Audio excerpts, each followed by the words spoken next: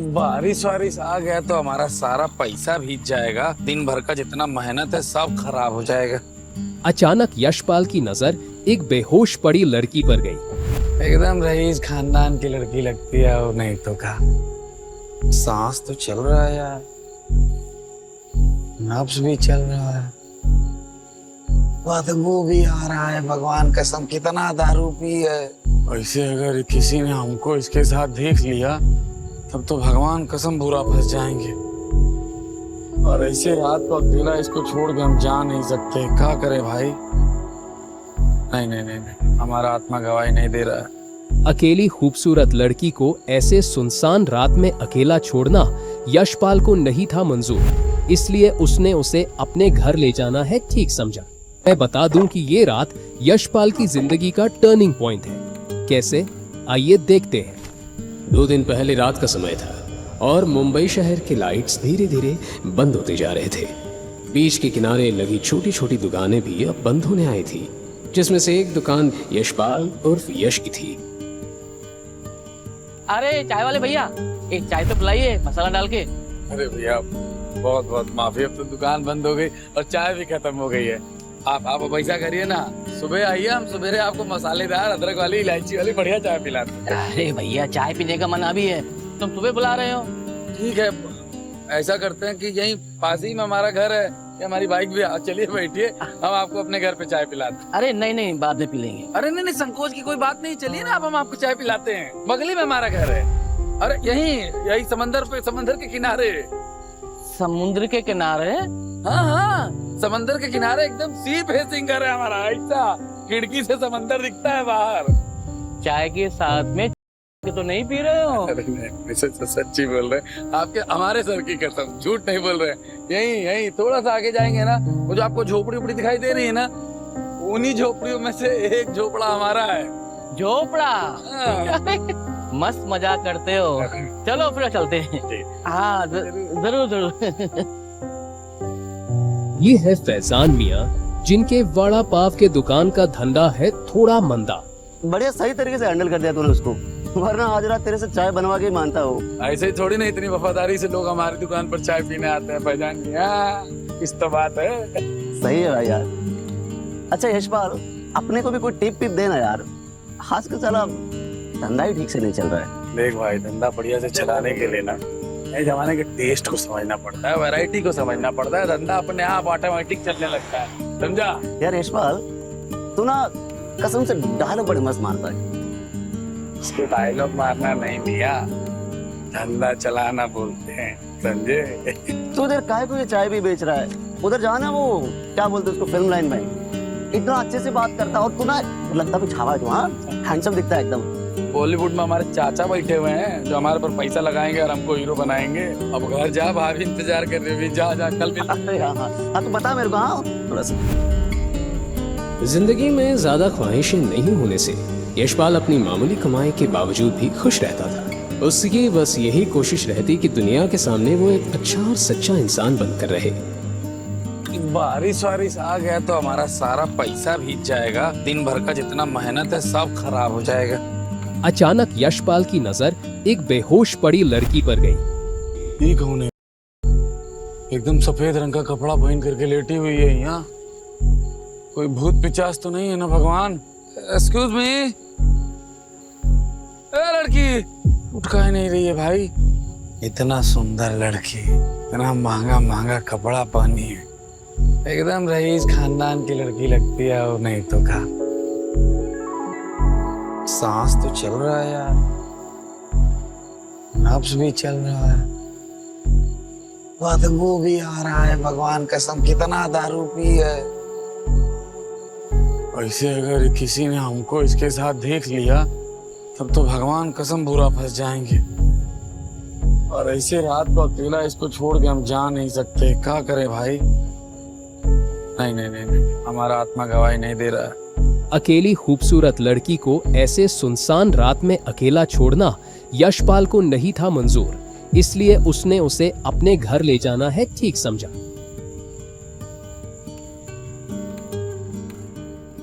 वैसे मैं बता दूं कि ये रात यशपाल की जिंदगी का टर्निंग पॉइंट है। कैसे, आइए देखते हैं।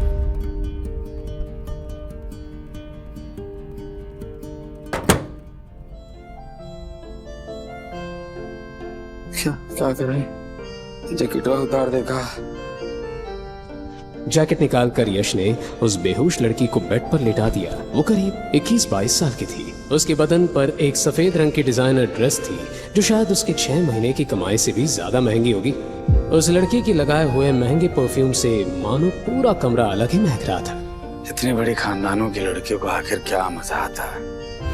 दारू पी के कहीं भी पड़ जाते हैं, बेहोश होकर के अपना हुलिया बदल लेते हैं। उसे डर था कि अगर वो उस लड़की को घर नहीं लाता तो वो इस तरह अकेले किसी सुनसान जगह पर पड़े रहने से किसी दूसरे इंसान की बन सकती थी। अरे यार, हमारा भी कपड़ा गीला आ गया, हम भी बदल लेते हैं।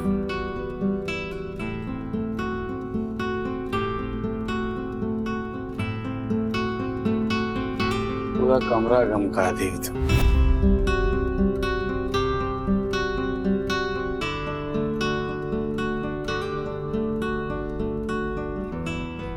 इसको घर कैसे वापस भेजेंगे? ना कोई फोन है, ना कोई आईडी है, और दारू इतना पी लिए कि अगले 10 घंटे तक नहीं उठेगी। इसका कपड़ा भी भीगा हुआ है, नहीं बदला तो बीमार हो जाएगी। प्रभु, कौन धर्म संकट में डाल दिए।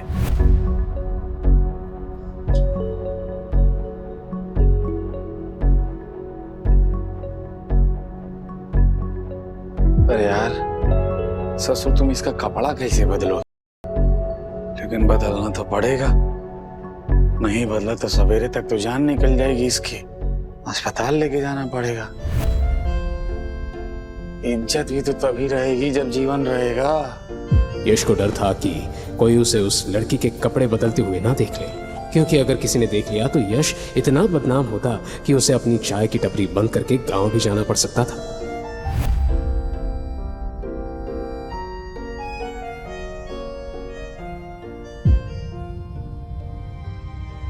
हे भगवान, मुझे लगता हम बुरे फंसे। यश को उस कार्ड में ऐसा क्या दिखा जिससे वो बुरी तरह डर गया?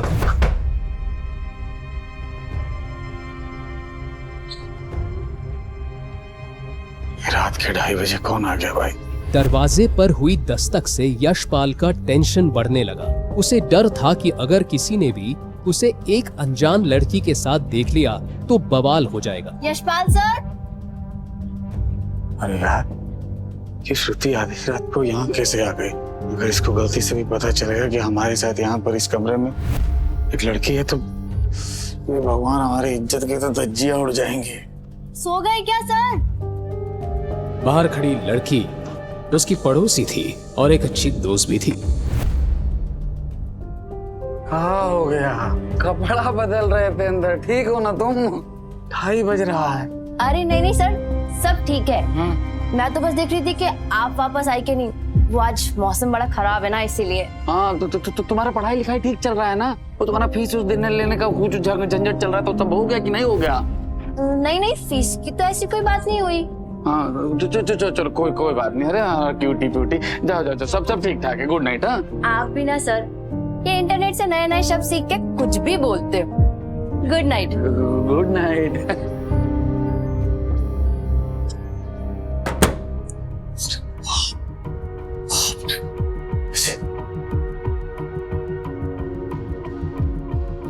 गजब बवाल बन के आई हो हमारी जिंदगी में।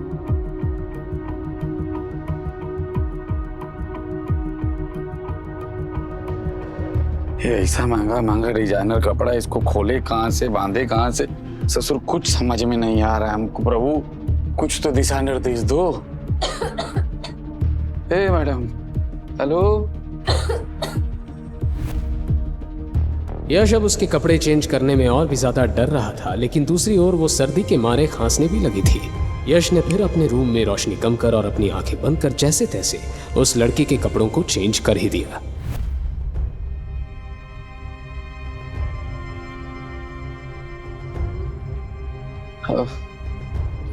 हरे राम, ये लड़की जब सवेरे उठेगी और उठकर देखेगी अपने बगल में किसी अनजान आदमी को, अरे बाप रे, फिर तो बवाले कर देगी। का रिएक्शन देगी तभी। परमात्मा सब जानते हैं, हम सब साफ मन से किए हैं, इसीलिए वो भी हमारे ऊपर कोई विपदा नहीं आने देंगे। हमको विश्वास है, हो सकता है इस नेक काम के लिए मैडम हमको इनाम दे दे, इनाम में इनाम स्वरूप हमसे विवाह कर ले, हमसे इम्प्रेस हो जाए। हैं? ऐसा भी तो हो सकता है। एक नजर देखकर ही यश को पता चल गया था कि वो कार्ड कोई मामूली कार्ड नहीं है। उसने इंटरनेट पर पढ़ा था कि इस तरह के कार्ड सिर्फ उन्हीं लोगों को मिलते हैं जो अपने बैंक में 100 करोड़ से ज्यादा बैलेंस मेंटेन कर पाते हैं। कियारा अग्रवाल। उस कार्ड पर नाम पढ़ते ही यशपाल को एहसास हुआ कि वो लड़की कौन थी। मुंबई की टॉप कंपनीज में से एक था अग्रवाल ग्रुप, और ये लड़की उसी ग्रुप की फैमिली से आती थी। हे भगवान, क्या होगा हमरा? इस मैडम के सामने तो हम कीड़ा मकोड़ा भी नहीं है भाई, और सपना देख रहे हैं विवाह करने का। यशपाल बार बार करवट बदल रहा था, लेकिन उसे नींद नहीं आ रही थी। वो इस बात से अनजान था कि वो कहीं ना कहीं कियारा की ओर आकर्षित होने लगा है।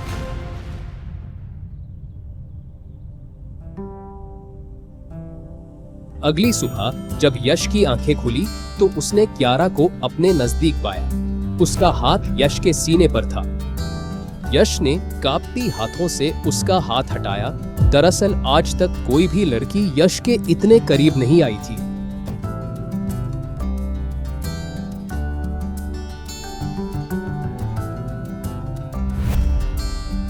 वाह, जन्नत जैसा माहौल हो गया है।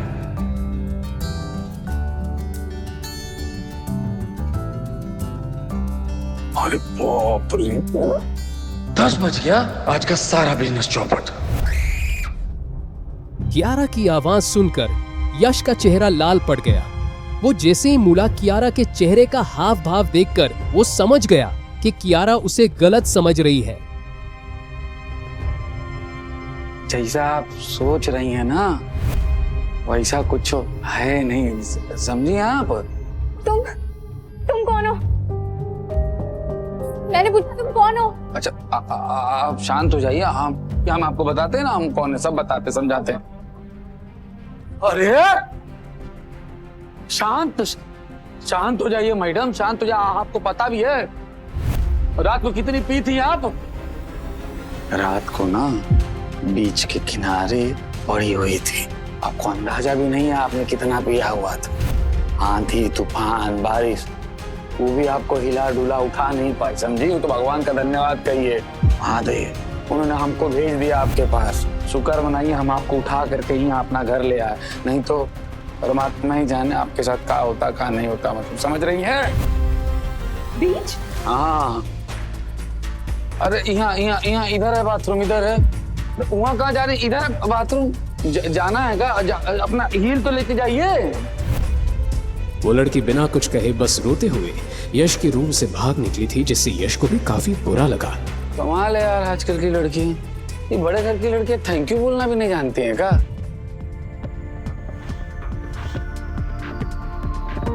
थैंक यू छोड़ो भैया, कहीं अग्रवाल साहब की बेटी हमारे ऊपर केस न कर दे। ससुरा खाया पिया कुछ नहीं, गिलास तोड़ा पा रहा।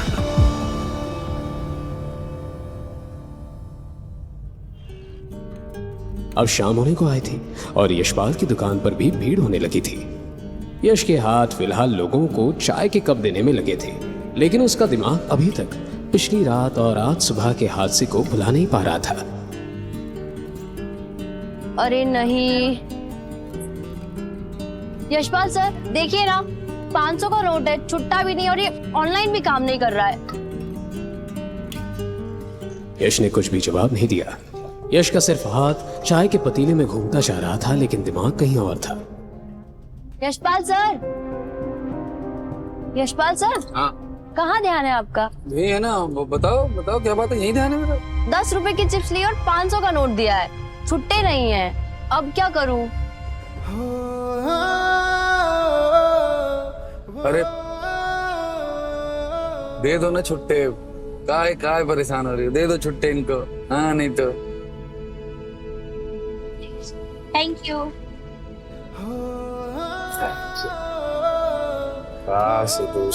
मैडम भी बोल के चली जाती। यशपाल सर, आपको क्या हुआ है आजकल?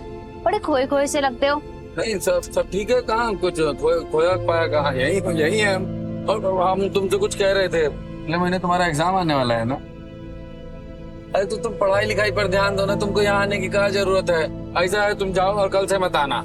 जब तक एग्जाम होता है तब तक नहीं आओगी। अरे नहीं सर, मैं मैनेज कर लूंगी, नो प्रॉब्लम। अरे हम कह दी ना तुमको, जाओ अपना फ्यूचर पर ध्यान दो, पढ़ाई लिखाई करो, हम यहाँ सब संभाल लेंगे। यशपाल को एहसास होने लगा कि श्रुति के एग्जाम्स सर पर थे और उसे अब अपने करियर और फ्यूचर पर ध्यान लगाना चाहिए था। इसी वक्त और भी कस्टमर्स आ गए और वो दोनों अपने अपने काम में बिजी हो गए। कुछ 5-6 हट्टे कट्टे आदमी एक साथ उस चौपाटी के अंदर आ गए।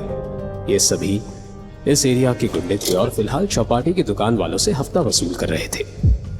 क्या रे भाईजान, हफ्ता देना भूल गया तू? हाँ, मार खाना मांगता है तेरे को? तो फिर से आ गए तमाशा करने। नहीं हैं? संगम बाबू, मैं झूठ काहे को बोलेगा, पर अपनी जेब अभी भी खाली है। मैं देता है ना आपको, अगले टाइम पूरा पैसा देता है नक्की। क्या रे हैं? साला पप्पू समझा है क्या तू मेरे को? मेरे को मेरा पैसा अभी मांगता है, अभी के अभी। नहीं तो तेरी ये लारी है ना, अब उसको तोड़ डालेगा, समझा क्या? नहीं, मैं करता है कुछ। तोड़ तोड़। संगम भाई, ऐसा मत करो। पैसा सबसे बोल रहा है तू करेगा तब करेगा। मत करो संगम भाई। ससुर बहुत चर्बी चढ़ा है ना। संगम भाई,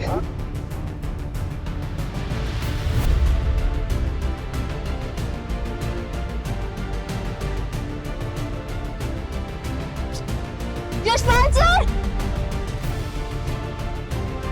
यशपाल सर? मैं ठीक है, जाओ घर जाओ। नहीं सर, मैं आपको ऐसी हालत में छोड़ के नहीं जा सकती। हमने कहा नाम ठीक है, जाओ घर, हम संभाल लेंगे यहाँ सब।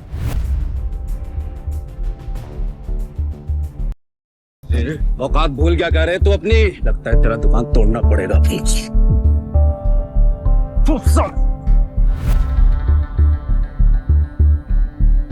देख, प्यार से समझा रहा हूँ तुझको, यहाँ से शांति से चला जा। तू यहाँ हफ्ता बटोरने आया ना, हफ्ता बटोर और जा। कानून अपने हाथ में ले रहा है संग्राम। तेरी चाय का पतीला मारू, बहुत नियम कायदे बना रहे है तू। तो सुन मेरी बात और अपने भेजे में डाल ले इस बात को। यहाँ कानून बनाता भी मैं हूँ और तोड़ता भी मैं हूँ। और सुन लो सब लोग, कान खोल के, अब दूसरा कानून बनेगा आज से। सब दुगना हफ्ता देगा, समझा कि नहीं? देख सकता तू अब हाथ पार कर। मगर तोड़। श्रुति भाग यहां से, श्रुति भाग यहां से। श्रुति भाग यहां से, श्रुति भाग जा।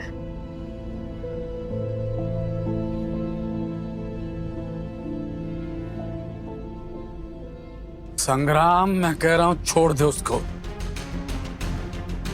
वरना चौपाटी से सिंगल पीस में नहीं जाएगा तू, समझा? छोड़ दो, छोड़ दिया। अपन को सिंगल पीस में भेजेगा तू? अपन को, संग्राम को सिंगल पीस में भेजेगा तू? है संग्राम?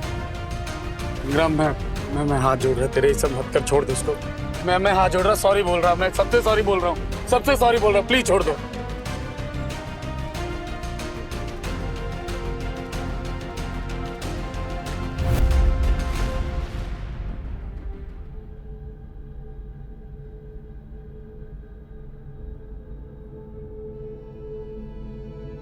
अरे मामू लोग आ गए। ए थामा, कोई अपनी जगह से नहीं लेगा। सब मैं ही आपको फोन किया था। सब ये संग्राम है, अपने एरिया का गुंडा हमसे हफ्ता मांगने आया था सर। हम पैसा नहीं तो ये तो पैसा हाल कर दिया सर। हाँ सर, ये गंदा आदमी मुझे हरास भी कर रहा था। हम लोगों का मैटर तो इंटरफेयर मत कर। चल साले, पुलिस को धमकी देगा तू? ए इंस्पेक्टर, तू जानता है ना तू मैं किसका आदमी हूँ? सस्पेंड होना है तेरे को। मैं जानता हूँ तू 2 कौड़ी के नेता का 2 कौड़ी का पिल्ला है, लेकिन अभी इलेक्शन सर पर है बेटा। अब तो तेरा बाप भी नहीं आएगा तुझे बचाने। लेकर जा इसको।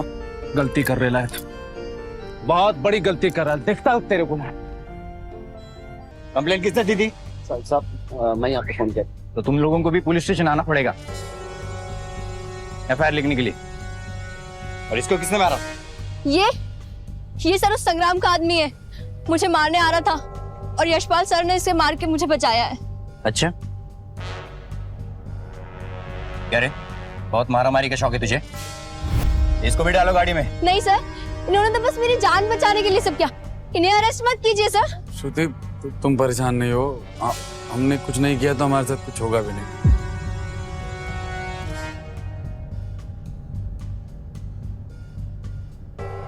और इसके लिए भी एम्बुलेंस लेकर आओ।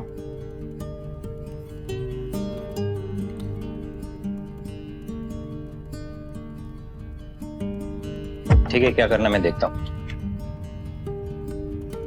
गुड इवनिंग इंस्पेक्टर, मैं मिस्टर संग्राम का लॉयर हूँ और उनकी बेल करवाने आया हूँ। तो सीधा सीधा बोलो ना कि तुम मिनिस्टर के यहाँ से हो।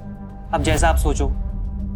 खैर, ये रहे सारे डॉक्यूमेंट्स, आप एक बार चेक कर लीजिए और मेरे क्लाइंट्स को रिहा कर दीजिए। क्या ही बोलूं मैं, सिस्टम ही खराब है साला।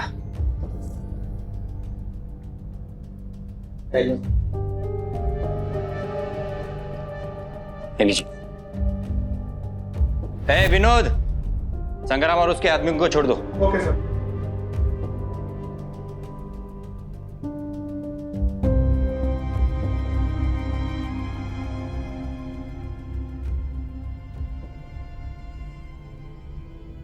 इंस्पेक्टर साहब, ये सब क्या है? मैडम, ये सिस्टम है, क्या कर सकते हैं। खैर, काफी समय हो गया, आप लोग भी घर चली जाइए। इंस्पेक्टर साहब, लेकिन आप यशपाल सर को तो छोड़ दीजिए, वो तो बस मेरी मदद कर रहे थे। देखिए मैडम, जिस गुंडे को इसने मारा था ना, वो अभी भी हॉस्पिटल में पड़ा हुआ है। अगर इसके खिलाफ कोई कंप्लेंट नहीं हुई तो हम इसे रिहा भी कर देंगे, समझ लो। तुम्हें टेंशन ना घेऊ, घरी जाओ। तुमको इन सब चीजों में पढ़ने का जरूरत नहीं है श्रुति, जाओ जाकर के पढ़ाई लिखाई पे ध्यान। और ये लो चाबी, गले का चाबी है, पैसे का जरूरत पड़ेगा तो ले लेना। और जाओ अब यहाँ से। यशपाल, तू टेंशन मत ले। मैं कुछ करता है जुगाड़ तेरे को छुड़वाने। अब तो जो करना है फैजान भाई वो भगवान ही जी करेंगे। हमारी आंख के सामने से बेल करा के उनको लेकर के चले गए सारे लड़कों को। अभी देखना, कुछ ही देर में इंस्पेक्टर साहब के टेबल के ऊपर 6-7 को मिठाई का डब्बा आएगा, मजा आएगा। और हमारा क्या है हमको तो जेल में बासी रोटी खाने का भी आदत लग ही जाएगा। अरे यशपाल, तू मेरे को फालतू बात कर रहा है। मैं बोला ना, मैं कुछ करता है तेरे लिए। चलो भैया, हो गई मुलाकात।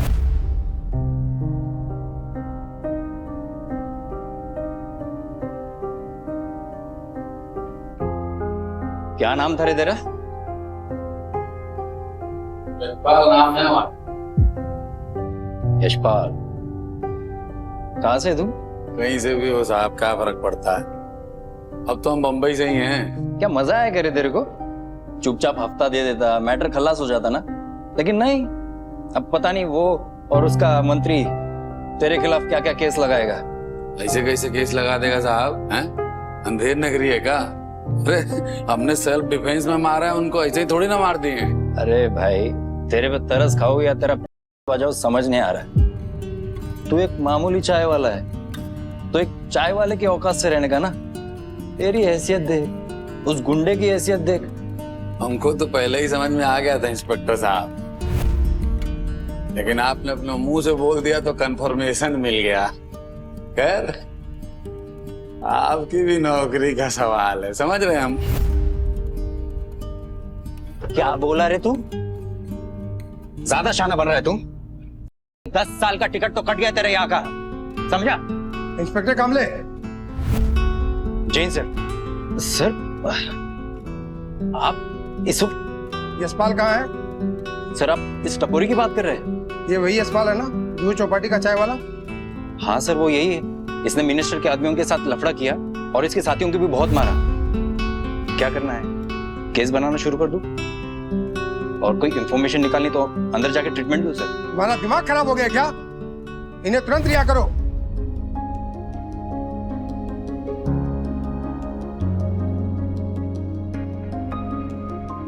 मैंने कहा ना, राइट नाउ कामले, ऊपर से ऑर्डर है।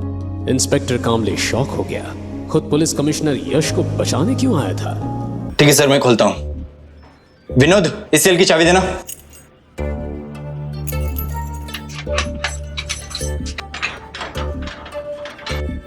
कमिश्नर का ऑर्डर सुनते ही इंस्पेक्टर कामले हक्का बक्का रह गया था। उसे समझ नहीं आ रहा था कि वो यशपाल जैसे मामूली चाय वाले को रिहा करवाने क्यों आए थे। यश बाहर तो आ गया, लेकिन उसे समझ नहीं आया कि कैसे। सर, आपको हुई परेशानी के लिए मैं माफी मांगता हूँ। सर आप क्यों हाथ जोड़ रहे हैं सर? आप माफी क्यों? मुझे वैसे छुड़ाया किसने हमें? सर, हमें ऊपर से ऑर्डर आया है। और हाँ इंस्पेक्टर कामले, बाकी के सब गुंडे किस सेल में है? सर वो तो एक लॉयर आया था और उनकी बेल करवा कर चला गया। बेल करवा कर गए? What nonsense! जाओ और उन्हें तुरंत अरेस्ट करो। फिर से अरेस्ट? सर कुछ समझ नहीं आ रहा है।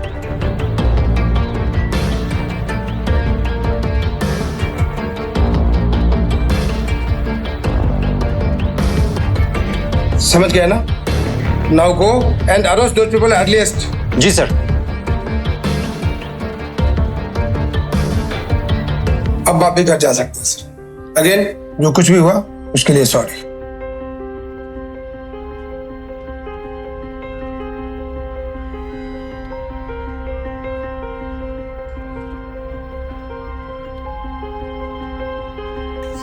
Thank you sir. Yash confuse होकर धीरे धीरे पुलिस स्टेशन के एग्जिट की ओर चल रहा था। चलते चलते वो यही सोच रहा था कि उस जैसे मामूली चाय वाले को बचाने आखिर ऐसा कौन आ गया था कि खुद कमिश्नर को उसके पास आना पड़ा था। ये कौन सा गाड़ी? अंदर आओ जल्दी। तुम यार ज्यादा सवाल मत करो, जल्दी अंदर आओ। आ रहे। हाँ ठीक है।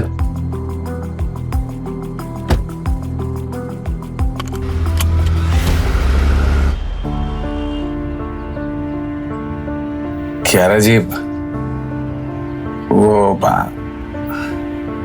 हमारा बिल आप ही ने करवाया क्या? नहीं, वो मिनिस्टर को तुम्हें जमाई बनाना था, इसीलिए उसने तुम्हें जाने दिया।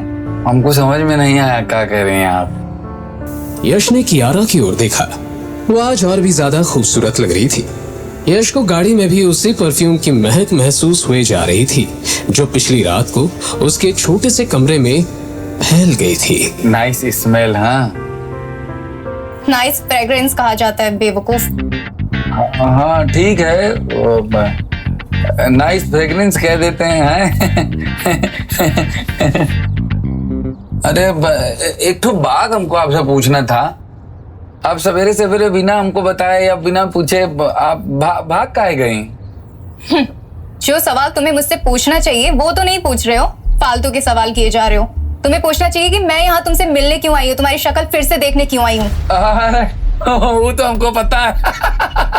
आपका सफेद और वाइट वाला ड्रेस चाहिए और वो हील वाला जो जूता होता है वो चाहिए, हमको मालूम है। Shut up! कोई स्टूपिड ही होगा जो एक ड्रेस के लिए किसी की बेल कराने आएगा। इनफैक्ट मैं तो तुमसे अपना क्रेडिट कार्ड भी लेने नहीं आई हूँ। क्रेडिट कार्ड का कहा है? वो तो बैंक वाले बुला करके एक की जगह 6 तो आपको पकड़ा देंगे। क्रेडिट कार्ड से क्या फर्क पड़ रहा है? नहीं तो और हमको याद आया। यश को याद आया कि वो कार्ड अभी भी उसके पास था। 100 करोड़ की ताकत रखने वाला वो कार्ड जिसे दिखलाकर यशपाल, संग्राम और उस इंस्पेक्टर दोनों को ठिकाने लगा सकता था। ये रहा आपका क्रेडिट कार्ड। ये देखिए, भगवान कसम खा के कह रहे हैं, आपका कसम खा के कह रहे हैं, 1 रुपया खर्चा नहीं किए हम। लीजिए लीजिए लीजिए।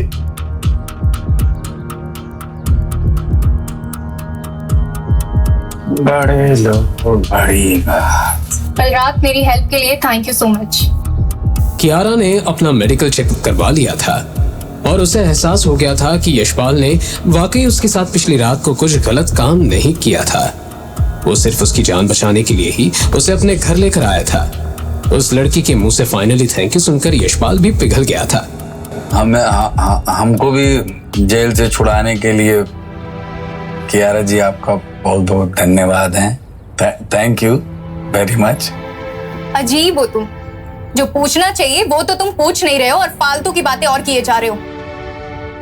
हम फालतू की बात पूछ रहे हैं और हमको पता भी नहीं।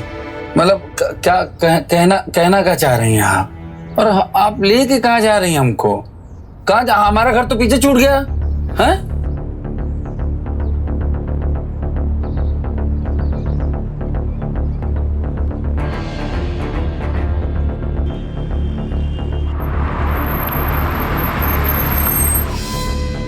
ये तो वही जगह है ना जहाँ पर आप हमको नशे वाला हालत में मिली थी, हैं? हाँ, मुझे तुमसे कुछ जरूरी बात करनी है। जरूरी बात? ऐसा है कियारा जी, हम ना आपसे साफ साफ कह रहे हैं, कल रात को ना हमने आपके साथ कुछ नहीं किया। अरे शट अप यार। ये इतनी चाय की स्मेल, तुम कंटेनर में बैठ के चाय बनाते हो क्या? अरे आप चाय वाले के शरीर से चाय का खुशबू नहीं आएगा तो और किस चीज का खुशबू आएगा है? अरे ये मेहनत का स्मेल है, मेहनत का। आप लोग कहाँ जानो, आप लोग कहाँ करती हो मेहनत? आप लोगों को तुम स्मेल के लिए वो क्या कहते हैं, वो अंग्रेजी में वो परफ्यूम वो लगाना पड़ता, हमको नहीं, समझी? अरे शट अप यार, अपनी बकवास बंद करो। मुझे तुमसे कुछ इंपॉर्टेंट बात करनी है। Now listen carefully. मैंने तुम्हारे बारे में सारी इंफॉर्मेशन निकाल ली है। तुम्हारा नाम यशपाल है, लोग तुम्हें यश बुलाते हैं। सरनेम तुम लगाते नहीं। जुहू बीच के सामने एक चाय की दुकान लगाते हो। समुद्र के किनारे जो स्लम एरिया है वहां तुम रेंट पे रहते हो। क्या बात है, हमारे बारे में बहुत सारा इंफॉर्मेशन जमा कर लिया है आपने। अब जहां तक बात रहा सरनेम का, वो तो कहा है कि हमको खुद नहीं पता, हमको पता होता तो हम भी लगा लेते। हमारा सरनेम कहाँ है? और रहा घर, हमारे पास भी आपके जैसा पैसा होता तो हम भी एक ठो पॉश इलाका में एकदम बढ़िया सा माल लेके रह रहे होते। कमाल है, आप भी ना कुछ कह रही। फिर से बकवास। डोंट यू अंडरस्टैंड, इतना सीरियस मैटर है ये। यार हमको बात नहीं करनी, यार तुमको बात करने की तमीज नहीं है, हम नहीं बात कर रहे हैं यार। अरे रुको, मेरे साथ एक डील कर लो, मेरे बॉयफ्रेंड बन जाओ। क्या कर लो? डील, बॉयफ्रेंड बन जाओ। एक बार फिर से कहना, क्या कहा तुमने? मेरे साथ एक डील कर लो, मेरे बॉयफ्रेंड बन जाओ। हाले भगवान कसम, 20 मिनट हुआ नहीं आपके साथ गाड़ी में बैठे हुए हैं और बतियाते बतियाते आप हमको बॉयफ्रेंड बनाने के चक्कर में पड़े। कमाल है कसम से, कमाल है आप जी ने।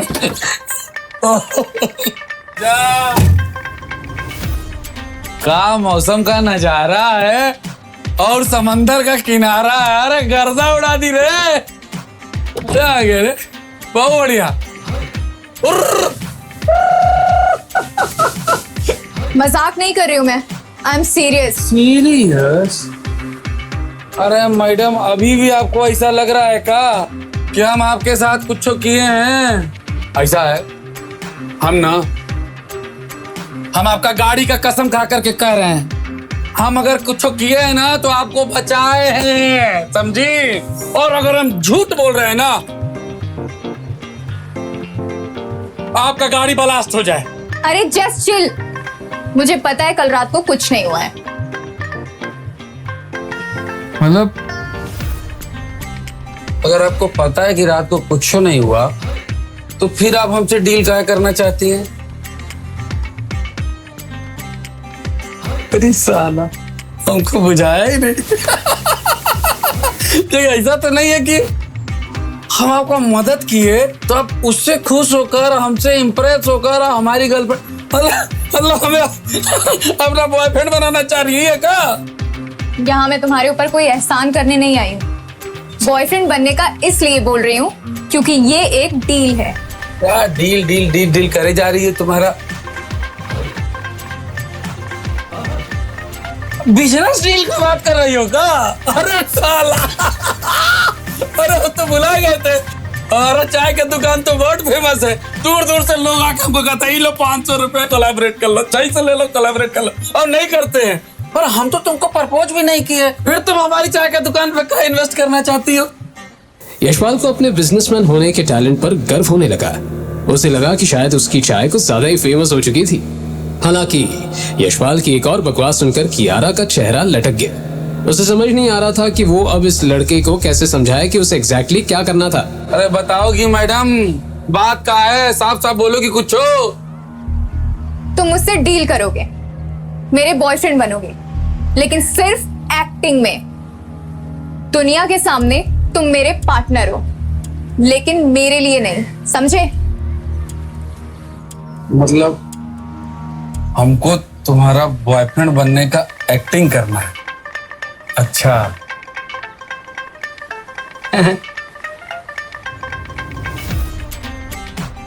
अब हमको समझ में आ रहा है। ऐसा है क्या? मतलब तुम पूरी दुनिया को दिखाना चाहते कि हम तुम्हारे बॉयफ्रेंड हैं, और अगर ऐसा हो गया तो दुनिया भर के लौंडे जो तुमको परेशान करते हैं वो नहीं कर पाएंगे, इसीलिए ना? अरे समझ में आ गया हमको। करेक्ट।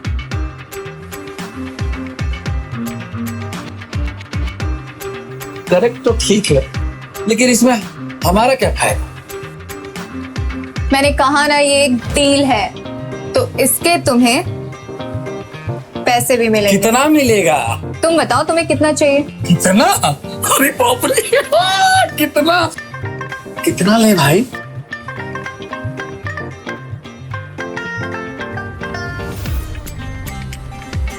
हमको ना अभी भी एक ठो डाउट है। वैसे हम जानते हैं कि हम स्मार्ट, टैलेंटेड और यूनिक टाइप के लौंडे हैं। हमारा चाय का दुकान वर्ल्ड फेमस है, दुनिया इन्वेस्ट करना चाहती है, लेकिन फिर भी यार तुमको ये बॉयफ्रेंड बनाने के लिए दुनिया भर के स्ट्रगलर एक्टर मिल जाते हैं, मॉडल मिल जाते हैं, उनको ले हम ही क्यों भाई? अरे यार कितना सवाल करोगे तुम बस इतना बताओ तुम्हें कितने पैसे चाहिए? तुमने ना अभी तक हमारे उस बात का जवाब नहीं दिया कि हम ही क्यों। यश को डर था कि कहीं ना कहीं इस बिजनेस डील के नाम पर उसे किसी बड़ी मुसीबत में फंसाया जा रहा था। दरअसल वजह यह है कि कियारा कहते कहते रुक गई। कियारा अग्रवाल की डील क्या थी और क्यों थी वो तो यशपाल को समझ आ गया था। तुम्हें इससे क्या मतलब कि मैंने तुम्हें ही क्यों सिलेक्ट किया? तुम बस अपना पेमेंट बताओ और काम पर लग जाओ। पर उसके मन में अभी भी एक सवाल था। कियारा ने जिस टोन में ये बात कही उससे यश को महसूस हो गया था कि वो उसको अच्छे से ट्रीट नहीं कर रही थी। ऐसा है, अपना पेमेंट रखिए अपना पॉकेट में, समझी? हमको आपके पैसे से कोई लेना देना नहीं है। रुको। अब कोई लड़की इतने प्यार से रोके तो यशपाल क्यों नहीं रुकता?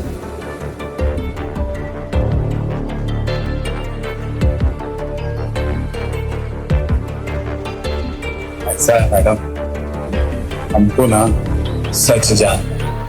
कियारा को समझ आ गया था कि यशपाल भले ही ऊपर से एक मामूली चाय वाला दिखता हो, लेकिन वो खुद अपने आप में एक कैरेक्टर था, जहां सिर्फ पैसों का नाम सुनते ही उसके जैसे लोग आंख बंद करके हाँ कर देते थे। वहीं यशपाल को इन्वेस्टिगेशन ऑफिसर बनने का शौक था।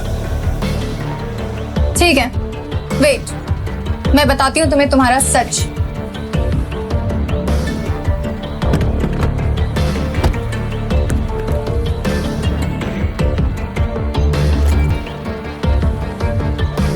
ये देखो।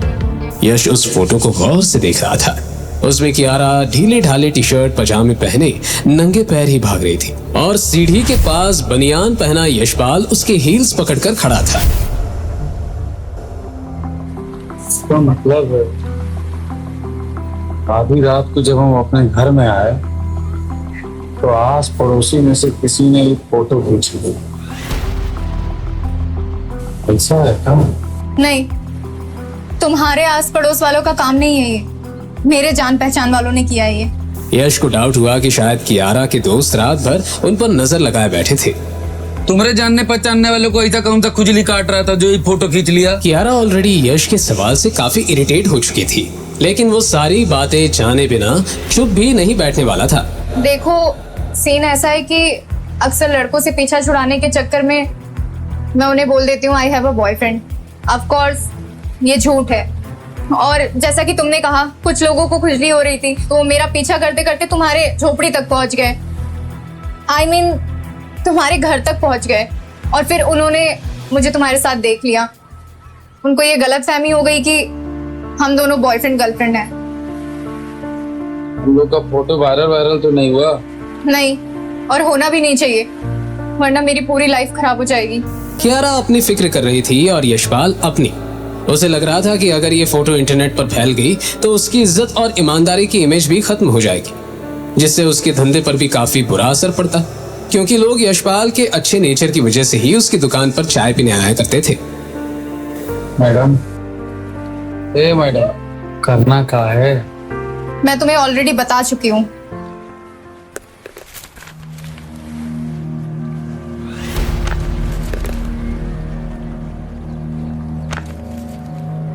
तुम तो अपना अमाउंट बता नहीं रहे हो, तो मैं ही तुम्हें बता देती हूँ।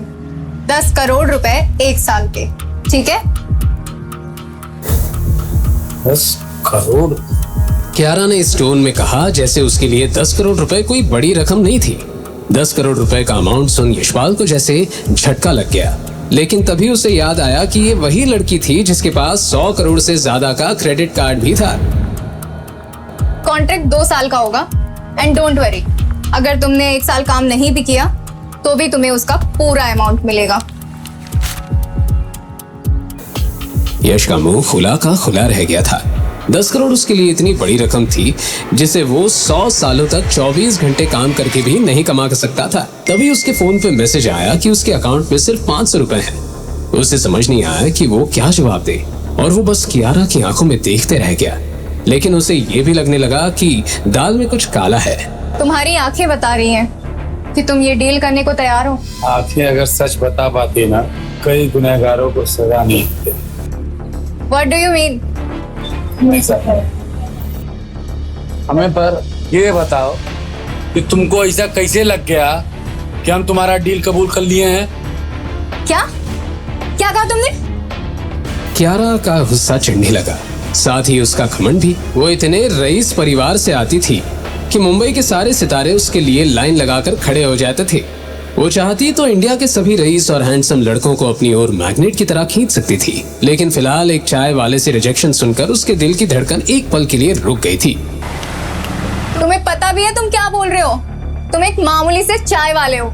अगर मैं फोन नहीं करती तो वो पुलिस वाला तुम पर 10,000 रुपए में अटेम्प्ट टू मर्डर का केस लगाने को तैयार था। बस इसीलिए हमारी ना है। क्या मतलब?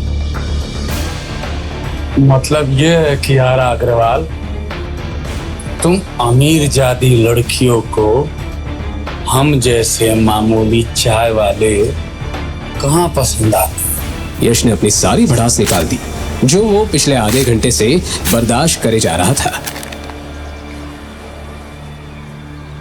हम तो तुम जैसी अमीर जादियों की नजर में कठपुतली है ना, जिसको पैसों के धागों से तुम नचवाती हो। ऐसा मैडम, हमको तुम में कोई लगाव है नहीं, और हम ये भी जानते हैं कि तुमको भी हम में कोई लगाव नहीं। इसलिए ऐसा है, हमको ये डील मंजूर नहीं। लगाव नहीं है तभी तो एक्टिंग करने की डील कर रही हो, स्टूपिड। कियारा की बातों से यश और भी ज्यादा बेचैन होता गया और उसे एहसास हो गया कि दाल में कुछ काला है। अरे यार, कितना चाहिए तुम्हें? 15 करोड़? 20 करोड़? अब दिखाना तुम्हारा असली चेहरा है? तुमको क्या लगता है कि अपना पैसा के दम पर तुम हमको, तो तुम गलत फहमी में हो। जाओ जाके ढूंढ लो किसी और को। हो गॉड, तो तुम पैसे से डील नहीं करोगे तो तुम्हें क्या चाहिए बताओ? पैसा मैडम, अगर तुम हमें पसंद करो और हमारे साथ प्रेम से रहो तब हम तुम्हारा बॉयफ्रेंड बनने वाला प्रपोजल एक्सेप्ट कर सकते। आखिरकार एक मर्द को प्रेम के अलावा और क्या चाहिए होता? यही तो चाहिए होता ना। यश ने वो ज्ञान झाड़ना शुरू कर दिया जो वो अक्सर इंटरनेट पर पढ़ा करता था। हे भगवान, पता नहीं किस गधे को उठा के लाई हूं मैं। ए लड़की, तुम जो हमको डील का प्रपोजल दियो ना, नहीं है मंजूर हमको। और उस तरह के लौंडे नहीं है हम जो पैसे के लिए किसी का भी बॉयफ्रेंड बनते चले। और तुम जैसी अमीर जादों के बीच में और रईसों के बीच में रहने का शौक भी नहीं है हमको। तुमको क्या लगता है हमको 4 लोग जानते नहीं है क्या? बहुत लोग जानते हैं, बहुत जान पहचान है हमारी। चौपाटी पे हमारी बहुत बड़ी चाय की दुकान है और तुमसे भी सुंदर सुंदर लड़कियां वहाँ आती है और हमारे चाय के लिए लाइन लगाती हैं, समझी? बात करती है। तुम मजाक कर रहे हो ना? इतनी बकवास लाते कहाँ से हो तुम? बकवास नहीं कर रहे हैं, हमको हमारा सच रखने का हक है और वो रख दिए हैं। कियारा का गुस्सा अब हैरानी में बदल चुका था। उसने पहले ऐसा चाय वाला देखा था जो खुद से इतना सेल्फ ऑब्सेस्ड था। मैं तुमसे आखिरी बार पूछ रही हूँ, तुम्हारी हाँ है या ना है? ना, इतना बड़ा ना है।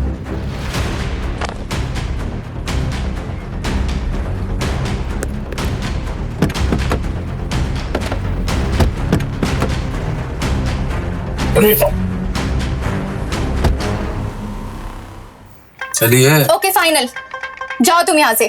ऐसे कैसे चले जाएं?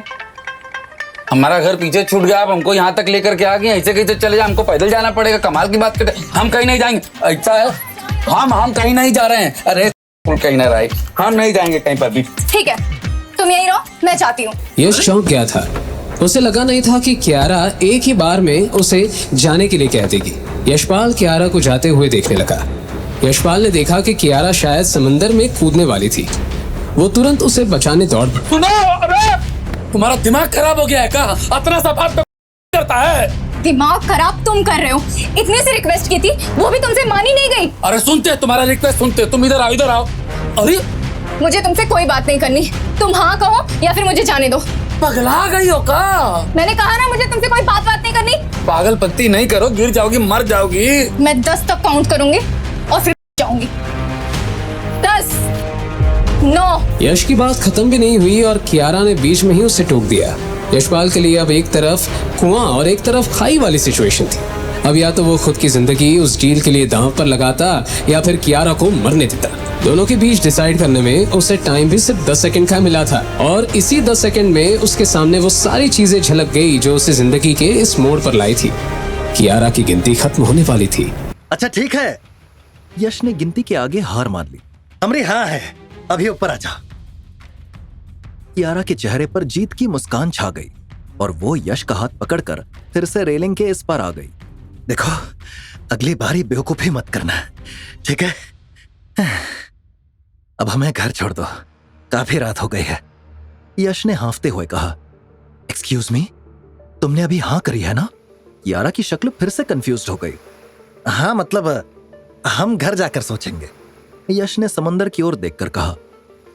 तुम? कियारा फिर से रेलिंग पर चढ़ने लगी थी। अरे रुको यार, किस तरह की जिद है ये? यश उसे पकड़ने फिर से दौड़ा। तुमने मजाक समझ रखा है क्या मुझे? अभी हाँ करी और अब बोल रहे हो कि घर जाकर सोचोगे? कियारा ने चिढ़ते हुए कहा। ऐसे कैसे हाँ कर दे? हमको भी तो सोचने का वक्त चाहिए ना, सब तुम्हारे हिसाब से थोड़ी ना चलेगा। यश ने भड़कते हुए जवाब दिया।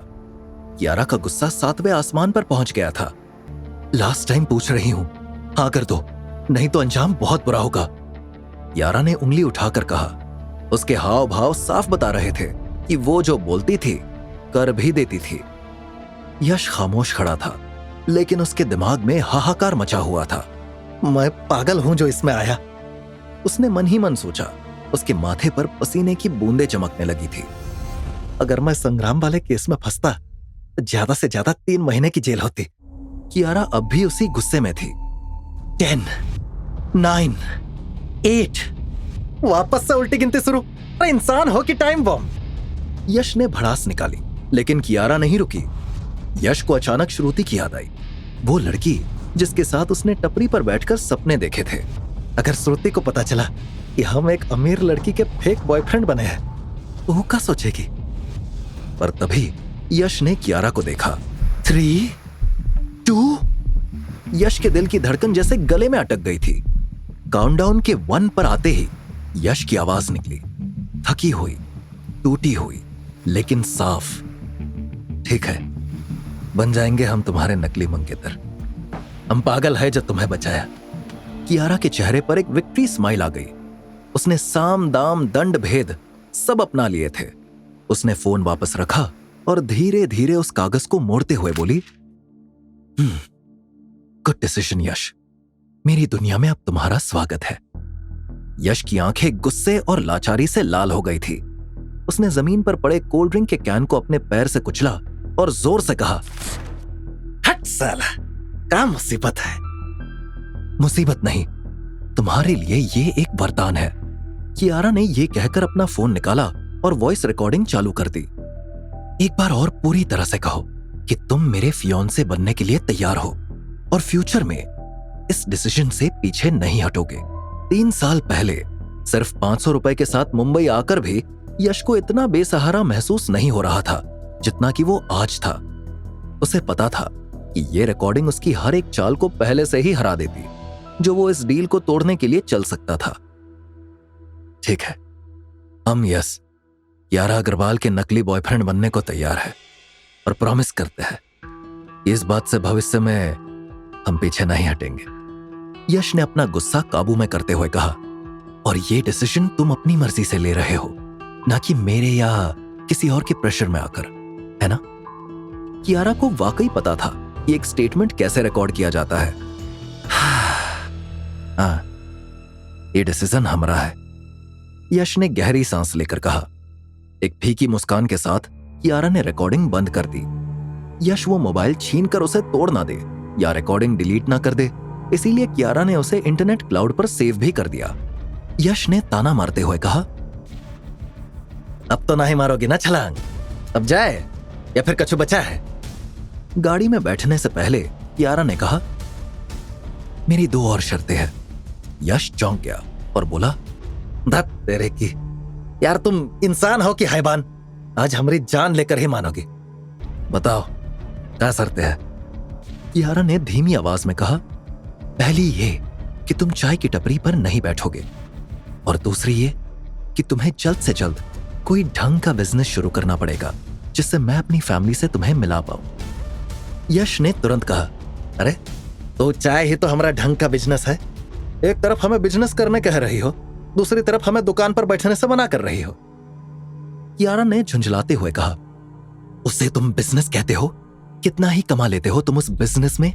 कोई व्हाइट कॉलर बिजनेस करना होगा, कम से कम किसी ऑफिस में नौकरी तो कर ही सकते हो। नौकरी का नाम सुनते ही यश का मुंह छोटा हो गया। उसे जिंदगी में कुछ बड़ा जरूर करना था, लेकिन नौकरी नहीं करनी थी। इतना सब तो मान चुके हैं, ये 2 शर्तें भी मान लेते हैं, यश ने खुद से कहा। दरअसल इस डील से यश को भी फायदा होने वाला था। यश जो हमेशा से कुछ बड़ा करना चाहता था, उसे कियारा के जरिए एक मौका मिला था।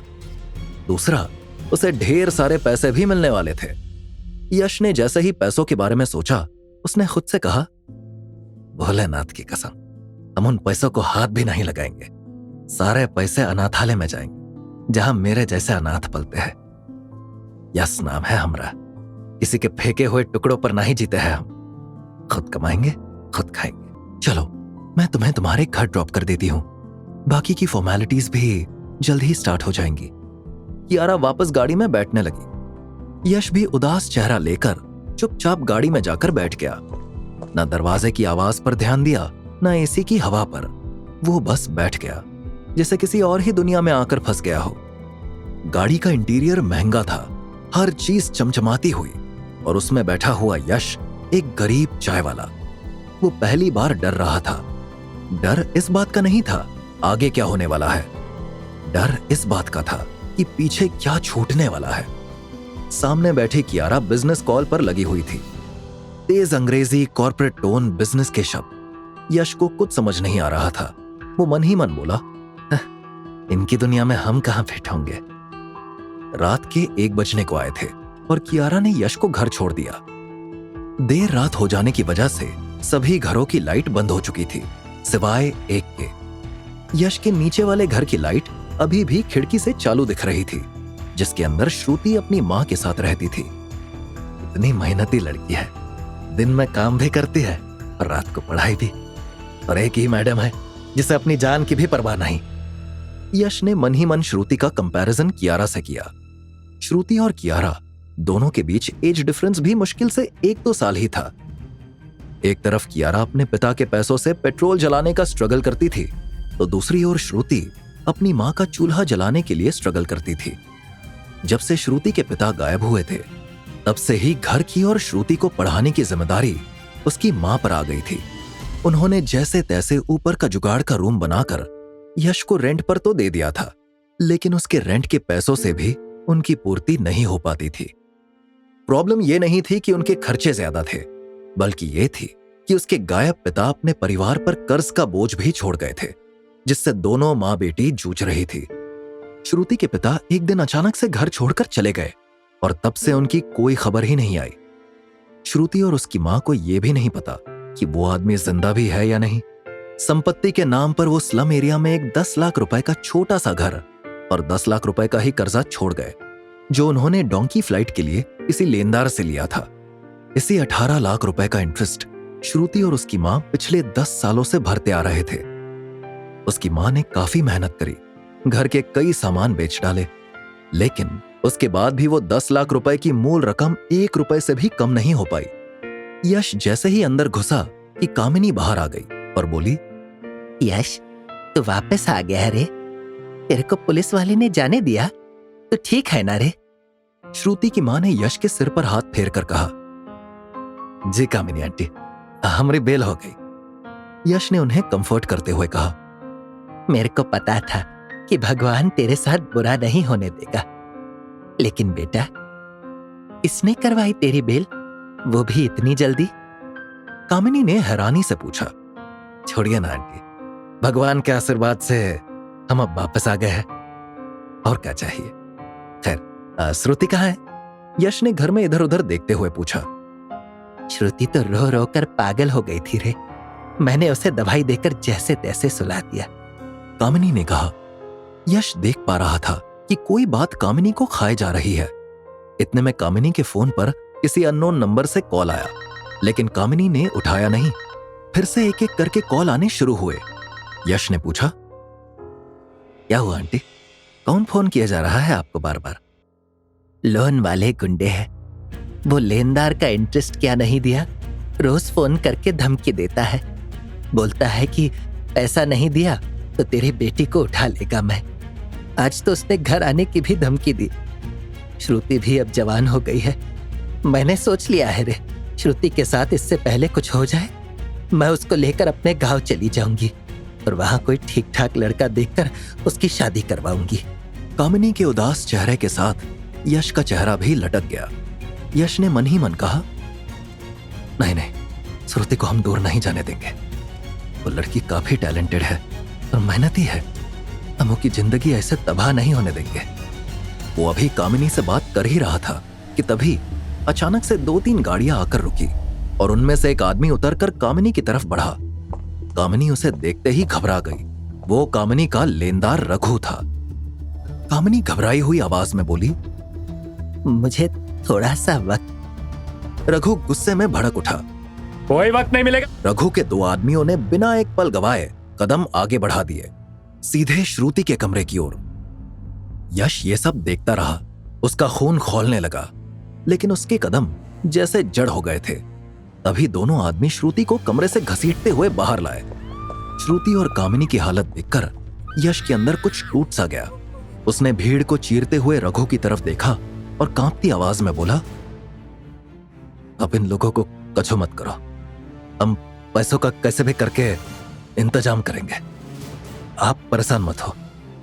उसके इतना कहते ही रघु ने उसे धक्का दिया और कहा, घर में नहीं खाने को, अम्मा चली भुनाने को। इतना कहने के बाद रघु ने श्रुति को पकड़कर अपनी तरफ खींचा। जैसे ही श्रुति के गले से खून की धारा निकली, कामिनी घबराहट के मारे चीख पड़ी। यश ने जैसे ही श्रुति के गले पर चाकू देखा, उसने वहीं पर रखा हुआ एक बर्तन उठाकर रघु के हाथ पर मारा।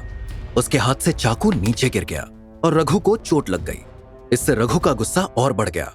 उसने यश का कॉलर पकड़ लिया और कहा, तेरी इतनी हिम्मत, तू मेरे ऊपर हाथ उठाएगा? अब मैं तुझे जिंदा नहीं छोड़ूंगा। यश ने श्रुति और कामिनी की तरफ देखा। वो दोनों बहुत घबराई हुई थी।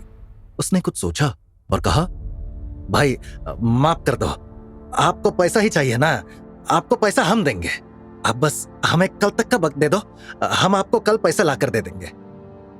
उसके इतना कहते ही रघु रुक गया।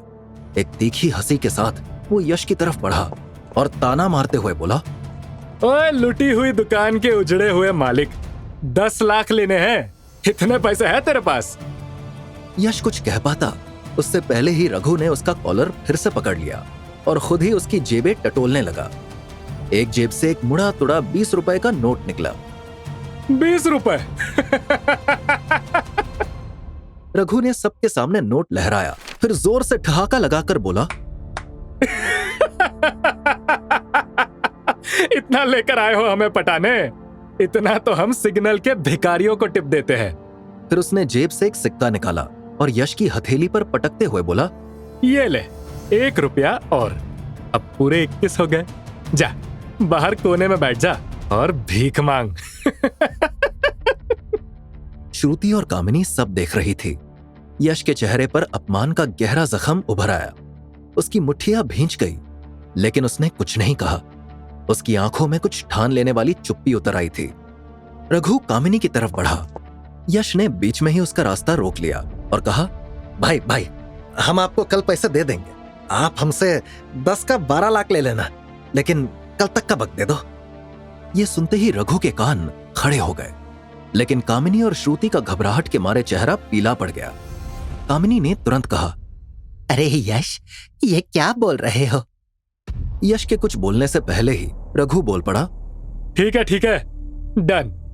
लेकिन अगर कल मुझे पैसे ना मिले तो याद रखना, मैं तेरा ऐसा हश्र करूंगा कि चाय बनाना तो छोड़ो, तू पानी गर्म करने के लायक भी नहीं रहेगा। इतना कहने के बाद रघु वहां से चला गया। उसके जाते ही कामिनी यश के ऊपर भड़क गई और बेहद दुखी होकर बोली, ये क्या कर दिया तूने यश? मेरे से 10 लाख रुपए का ही इंतजाम नहीं हो पा रहा है, तूने उसे 12 लाख देने के लिए हाँ बोल दी? कहां से लाएंगे हम इतने पैसे?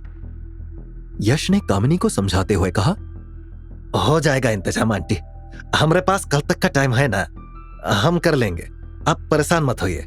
कामिनी रो पड़ी और बोली, परेशान ना हो? तुमने आवेश में आकर 2 लाख रुपए ज्यादा देने के लिए बोल दिया और अब कह रहे हो कि परेशान ना हो। मैं कहां से लेकर आऊंगी इतने पैसे यश? अरे आंटी, आप इतना घबरा काहे रही हो? सब ठीक हो जाएगा ना? यश ने कामिनी को संभालते हुए कहा। यश को पता था कि कामिनी अब खोखले वादों से मानने वाली नहीं है। सुबह के करीब 7 बज रहे थे। यश अभी अपने कमरे में सो ही रहा था कि तभी दरवाजे पर हल्की सी दस्तक हुई। आधी नींद में ही उसने दरवाजा खोला तो सामने कामिनी खड़ी थी। उसकी आंखें सूजी हुई थी, चेहरा थका हुआ और भाव बेहद टूटे हुए थे। ऐसा लग रहा था जैसे उन्होंने रात भर एक पल के लिए भी आंखें नहीं मूंदी हो। यश ने फौरन चिंता से पूछा, क्या हुआ आंटी, आप इतनी सुबह सुबह?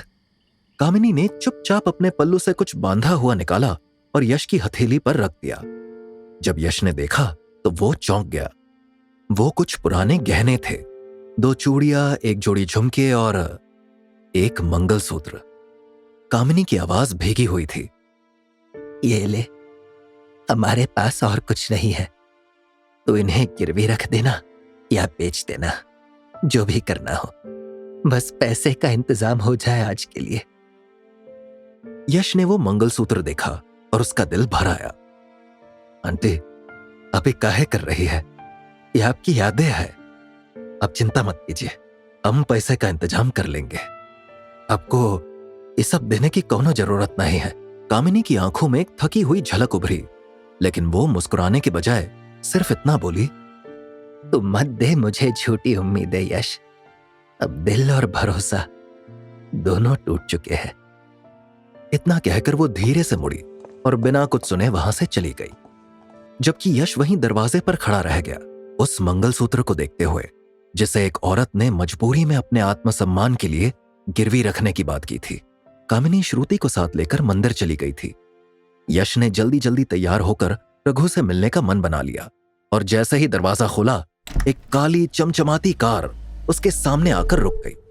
ब्रेक की आवाज हल्की थी, लेकिन यश का दिल जोर से धड़क उठा। कार की नंबर प्लेट पर उसकी नजर गई और उसके चेहरे के भाव एकदम बदल गए। अरे बाप रे, यहां क्या कर रही है? अगर किसी ने इसे देख लिया तो हम तो गए। वो बुदबुदाया और पीछे मुड़कर देखने ही वाला था कि कार का दरवाजा खुला। कियारा अग्रवाल अपने सिग्नेचर स्टाइल में सनग्लासेस उतारती हुई बाहर निकली। हाथ में एक भारी बैग था। उसकी चाल में वही घमंड और बिंदासपन था। तुम मुझे देखकर इतना शॉक क्यों हो? वो मुस्कुराई। यश ने तुरंत उसकी बाह पकड़ी और उसे खींचते हुए अंदर ले गया। दरवाजा बंद करते ही उसने गुस्से में कहा, अगर आपको मिलना ही था तो फोन कर देती, आप खुद ही यहां आ गई। अरे अगर किसी ने देख लिया तो?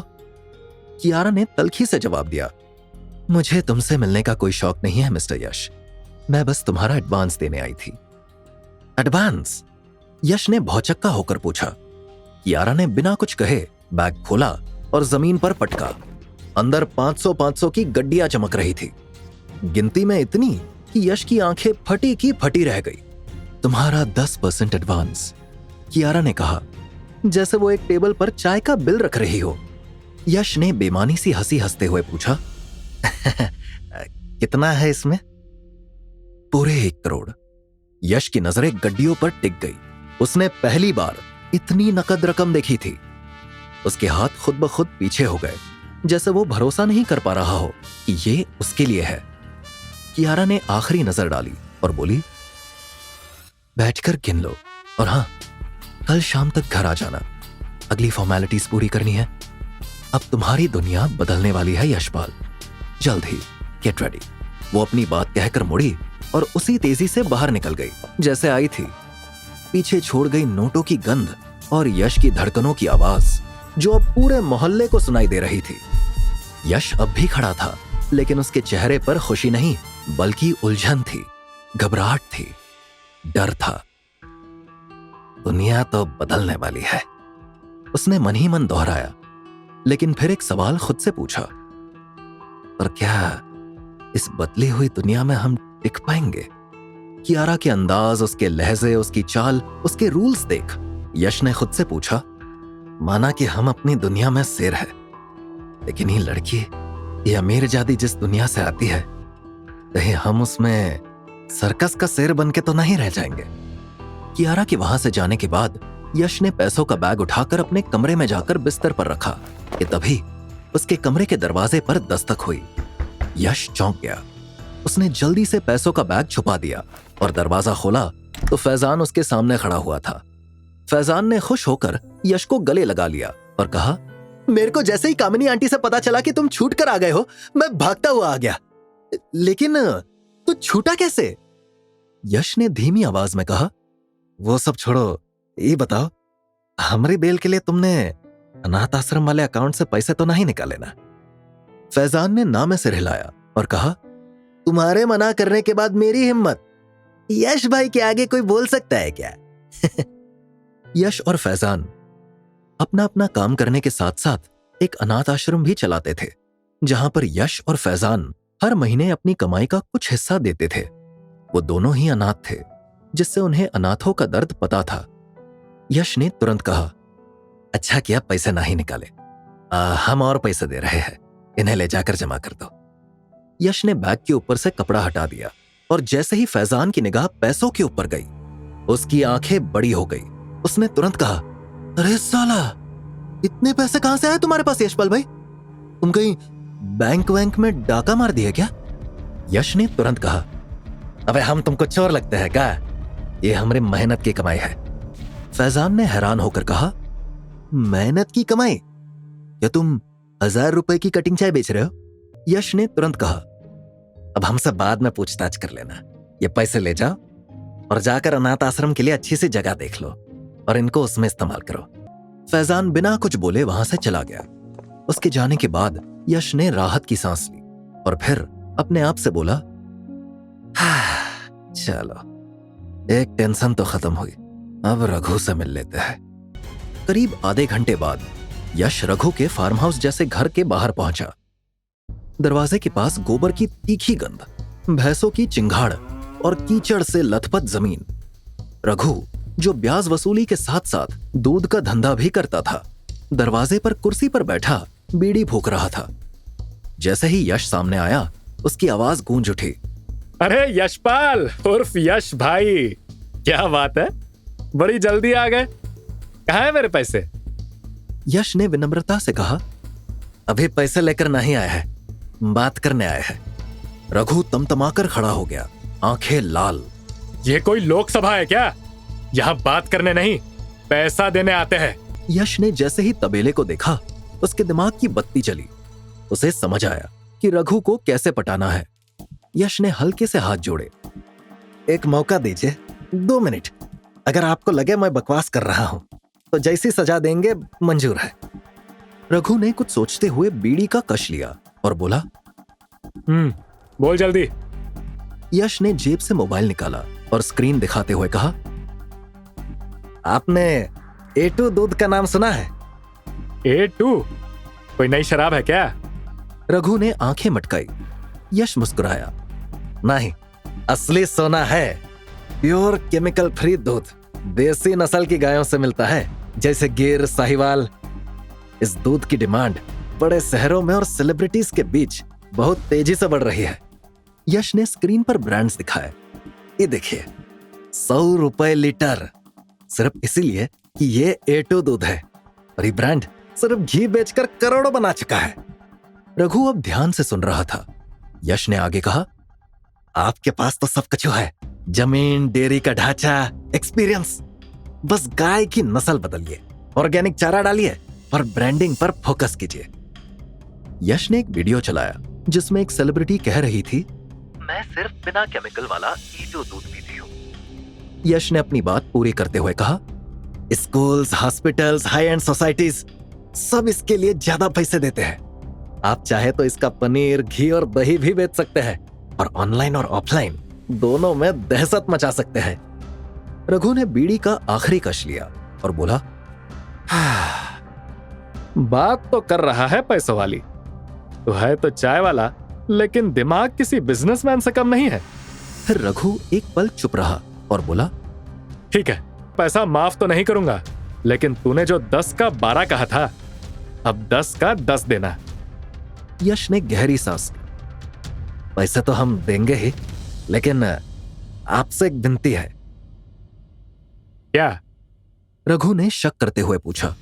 यश ने कहा, जब आप कामिनी आंटी से मिले तो उन्हें ये मत कहिए कि हमने पैसे दिया है, कहिए कि हमारा आइडिया आपको इतना पसंद आया कि आपने खुद ही से पैसा माफ कर दिया। रघु ने कुछ पल यश को घूरा, फिर हंसा। चल ठीक है, तेरे जैसा शातिर मैंने आज तक नहीं देखा। यश ने फैजान को कॉल किया, 10 लाख की रकम मंगवाई और रघु को थमाई। फिर दोनों साथ में कामिनी के घर पहुंचे। आंगन में कामिनी और श्रुति बैठी थी। रघु को देखकर दोनों के चेहरे पर डर छा गया, लेकिन रघु मुस्कुराते हुए बोला, ये छोकरा बड़ा तेज निकला, इसका एक आइडिया पसंद आया, तेरे पैसे माफ। श्रुति और कामिनी दोनों हैरान थी। ये कहकर रघु चला गया। श्रुति ने तुरंत यश की तरफ देखा, आपने उससे ऐसा क्या कह दिया? यश ने मुस्कुराते हुए कंधे उचका दिए, बस थोड़ा सा दिमाग लगाया। कामिनी की आंखें भर आई। वो उठी और यश को गले से लगा लिया। वो बोली, तू ना होता बेटा तो हम पता नहीं क्या करते। कुछ देर बाद यश और श्रुति पास की दुकान से आइसक्रीम लेकर नुक्कड़ पर खड़े थे। यश श्रुति को रघु वाला आइडिया बता रहा था कि तभी पीछे से किसी ने श्रुति के कंधे पर हाथ रखा। तो तुम यहां हो, मैं तुम्हें घर पर ढूंढ रहा था। उस आवाज के साथ ही श्रुति की हंसी जैसे जम गई। वो पलटी और सामने खड़े उस शख्स को देखकर उसका चेहरा एकदम सफेद पड़ गया। श्रुति ने पलटकर देखा और उसके चेहरे का रंग उड़ गया। मोहित? उसकी आवाज कांप रही थी। तुम यहां क्या कर रहे हो? मोहित ने नजरें घुमाकर यश को देखा और फिर 2 कदम श्रुति के और पास आकर बोला, मुझे अवॉइड करके अब तुम चाय वाले के साथ आइसक्रीम भी खाने लगी हो। अच्छा है। इतना कहकर मोहित ने श्रुति के कंधे पर हाथ रख दिया। श्रुति ने घबराकर उसका हाथ झटक दिया। प्लीज मोहित, बदतमीजी मत करो। यह सब देख यश का चेहरा सीरियस हो गया। उसने गुस्से में कहा, भाई साहब क्या कर रहे हैं आप? किसी लड़की को बिना उसकी इजाजत के छूना गलत है। मोहित ने यश को ऊपर से नीचे तक देखा और ठहाका मारते हुए बोला, ओह, तो एक चाय वाला बॉडीगार्ड भी बन गया है। वो यश के और पास आया और धमकाते हुए कहा, जानते भी हो कि मैं कौन हूं? पर इससे पहले कि यश कुछ और कहता, श्रुति ने तेजी से कदम बढ़ाए और दोनों के बीच आकर यश से कहा, यश सर, मैं इससे बात करके आती हूं, आप आइसक्रीम का मजा लीजिए। यश ने हैरानी से उसकी तरफ देखा। कुछ पल को सन्नाटा छा गया। मोहित ने मुस्कुराते हुए कहा, देखा, इससे मैं पसंद हूं, बस बाकी लोगों के सामने दिखावा करती है। श्रुति की आंखें गीली हो गई, लेकिन वो कुछ नहीं बोली। यश ने धीरे से सिर झुकाया और पीछे हट गया। श्रुति मोहित को साइड में लेकर चली गई। श्रुति ने उससे जिस टोन में बात की थी, उससे यश को बहुत बुरा फील हुआ। उसने जो अपने हाथ में आइसक्रीम ली हुई थी वो फेंक दी और श्रुति मोहित की तरफ देखते रहा। श्रुति मोहित को एक किनारे ले जाकर बोली, तुम्हारा दिमाग खराब हो गया है क्या मोहित? पहले तुम कॉलेज में मेरे पीछे पड़े रहते थे, अब तुम यहां तक आ गए। तुम्हारी इतनी हिम्मत? मोहित ने जेब से एक मुड़ा हुआ कार्ड निकाला, धीरे धीरे उसे खोला और श्रुति के सामने रखते हुए मुस्कुरा कर बोला, ये देखो, हमारी शादी का कार्ड है। दुल्हे का नाम मोहित और दुल्हन श्रुति। शादी का कार्ड देखते ही श्रुति के होश उड़ गए। भले ही कार्ड नकली था, लेकिन मोहित का इरादा असली लग रहा था। मोहित आगे बोला, मैं थक चुका हूं इस बिल्ली चूहे के खेल से श्रुति, अब और नहीं। अब फैसला मेरा है। 4 दिन बाद तुम्हारी और मेरी शादी है। फिर उसकी आवाज एक खतरनाक नरमी में बदल गई। अगर तुम चुपचाप साथ चलने को तैयार हुई तो ठीक है, नहीं तो मुझे अच्छे से पता है कि तुम्हारे साथ क्या करना है। श्रुति घबरा कर बोली, ये क्या बकवास कर रहे हो तुम मोहित? मोहित ने मुस्कुराते हुए कहा, बकवास नहीं कर रहा हूं, अगर नहीं चली तो जबरदस्ती लेकर जाऊंगा। घबराहट के मारे श्रुति का चेहरा पीला पड़ गया और मोहित ने गुनगुनाते हुए आगे कहा, उठा ले जाऊंगा, देखती रह जाएगी मम्मी तुम्हारी। मेरी बात याद रखना। तुम्हारे पास अब ज्यादा वक्त नहीं है, डिसीजन ले लेना 4 दिन में, वरना अपनी बेइज्जती कराओगी। इतना कहने के बाद मोहित वहां से चला गया। श्रुति ने अपनी आंखों के आंसू चुपचाप पोंछे, एक लंबी सांस ली और धीरे धीरे यश की ओर बढ़ी। यश के पास आकर उसने कांपती आवाज में कहा, सॉरी यश सर। यश ने उसकी तरफ देखा। उसकी आंखों में शिकायत नहीं थी, सिर्फ चिंता थी। वो नरम दिल इंसान था और वो श्रुति को तकलीफ में नहीं देख सकता था। उसने तुरंत कहा, वो लड़का कौन था और क्या कह के गया है वो, जिसकी वजह से तुम इतना घबराई हुई लग रही हो? श्रुति की नजर झुक गई। कुछ पल वो चुप रही, फिर झूठ बोलते हुए बोली, कुछ नहीं, वो पुराना दोस्त था, बस मिलने आया था। यश ने गहरी नजर से उसे देखा और कहा, देखो श्रुति, हम भले ही चाय वाले हैं, लेकिन दिल और दिमाग वाले हैं। सीधा बताओ क्या हुआ? बस इतना सुनते ही श्रुति का संयम टूट गया। उसकी आंखें भर आई। वो वहीं खड़ी खड़ी रोने लगी, फिर रूंधे गले से बोली, उसने धमकी दी है यश सर। कह रहा है 4 दिन बाद मेरे से जबरदस्ती शादी करेगा, उठा ले जाएगा मुझे, मेरी मर्जी हो या ना हो। यश ये सुनकर सन रह गया। उसकी आवाज ऊंची हो गई, ऐसे कोई कैसे उठा सकता है? उसके बाप का राज है क्या? और हमरे होते हुए तुमसे जबरदस्ती कोई शादी कैसे कर सकता है? श्रुति ने चौंक कर उसकी ओर देखा। क्या मतलब? आप करोगे मुझसे शादी? यश एक पल को झेप गया, फिर हड़बड़ाई आवाज में बोला, अरे मेरा मतलब वो नहीं था, मतलब हमरे होते हुए वो तुम्हें छू भी कैसे सकता है? तुम बस ये बताओ कि मिलेगा कहां हो, हम वादा करते हैं। जैसे वो धमकी देकर गया है वैसे ही वो माफी भी मांगेगा। श्रुति ने चिंतित होकर सिर हिलाया।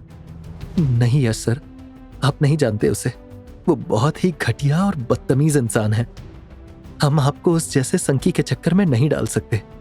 पहले ही आपके खिलाफ एक केस चल रहा है, वो भी मेरी वजह से, अब और नहीं। मुसीबत से डरकर अगर लोग चुप रहते तो बदलाव कभी नहीं आता। यश ने शांत लेकिन दृढ़ लहजे में कहा, लेनदार से भी डर रहे थे तुम लोग, हमने सब ठीक कर दिया ना, उसी तरह यह भी ठीक हो जाएगा, बस उसका ठिकाना बताओ। श्रुति कुछ पल चुप रही, फिर हार मानते हुए बोली, वो रोज शाम को जूहू के डायमंड क्लब में दिखता है, वहीं मिलेगा। यश ने सिर हिलाया। ठीक है, तुम अब घर जाओ और आंटी को कछु मत बताना, वरना वो घबरा जाएगी। हम सब संभाल लेंगे। शाम हो चुकी थी। यश इससे पहले कभी क्लब वगैरह में नहीं गया था, इसीलिए वो थोड़ा सा सकुचा रहा था। वो अंदर जा रहा था, तभी क्लब के सिक्योरिटी गार्ड ने उसे रोका और कहा, इधर जा रहा है? इधर फ्री का खाना नहीं मिल रहा है, चलो निकलो। उसकी टोन में बेहद गुस्सा था। यश ने धीमी आवाज में कहा, हम फ्री का खाना खाने नहीं आए हैं, किसी से मिलने आए हैं। हमारा दोस्त अंदर है, प्लीज आप हमें अंदर जाने दो। सिक्योरिटी गार्ड ने यश को ऊपर से नीचे तक देखा और जोर जोर से हंसने लगा। यश ने तुरंत कहा, हमने कोई चुटकुला सुनाया क्या जो आप इतनी तेज हंस रहे हैं? सिक्योरिटी गार्ड ने हंसते हुए कहा,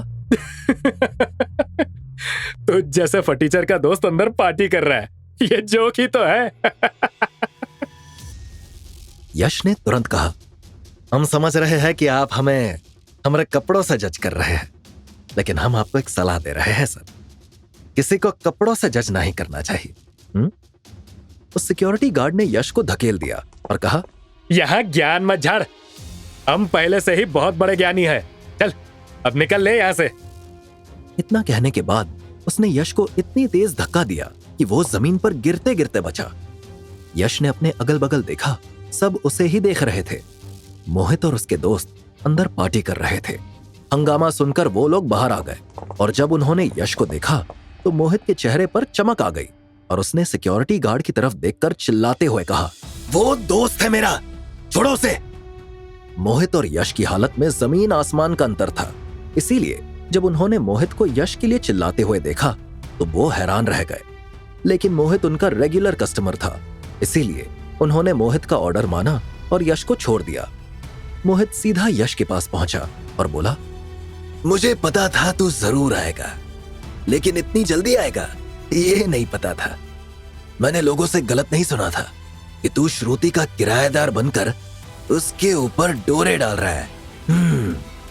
इतना कहने के बाद अचानक से मोहित के एक्सप्रेशन बदल गए। उसने लपक कर यश का कॉलर पकड़ लिया और दांत पीसते हुए बोला, दूर रह तू श्रुति से। यश ने मोहित के हाथ से अपना कॉलर छुड़ाया और कहा, दूर तो हम आपसे रहने को कहने आए हैं, आप जो कर रहे हैं वो गलत है। किसी भी लड़की को ऐसे परेशान करना, उसकी इज्जत के साथ खिलवाड़ करना गलत है। अगर कोई लड़की आपसे प्यार नहीं करती और आप उसे जबरदस्ती हासिल करते हैं तो क्या हासिल होगा? आपने कभी सोचा है इसके बारे में? यश की बात सुनकर मोहित ने हंसना शुरू कर दिया और कहा, साले तू बस दिखने में फटीचर लग रहा है, ज्ञान तेरे पास बहुत है, इतना ज्ञान लाता कहां से? यश को बहुत बुरा लगा और उसने कहा, ये आप बहुत गलत कर रहे हैं। हम आपको फिर से बता रहे हैं कि अगर आपने श्रुति के साथ बदतमीजी करने की कोशिश की तो ठीक नहीं होगा। यश की टोन में धमकी थी। मोहित, जो आमतौर पर ऐसी धमकियों पर लोगों के हाथ पांव तोड़ दिया करता था, उसने यश की धमकी सुनते ही हंसना शुरू कर दिया और कहा, अरे भाई तू इतना क्यों उस लड़की के लिए परेशान है जब तेरे पास ऑलरेडी एक गर्लफ्रेंड है? तू एक साथ दो को घुमाने के चक्कर में है क्या?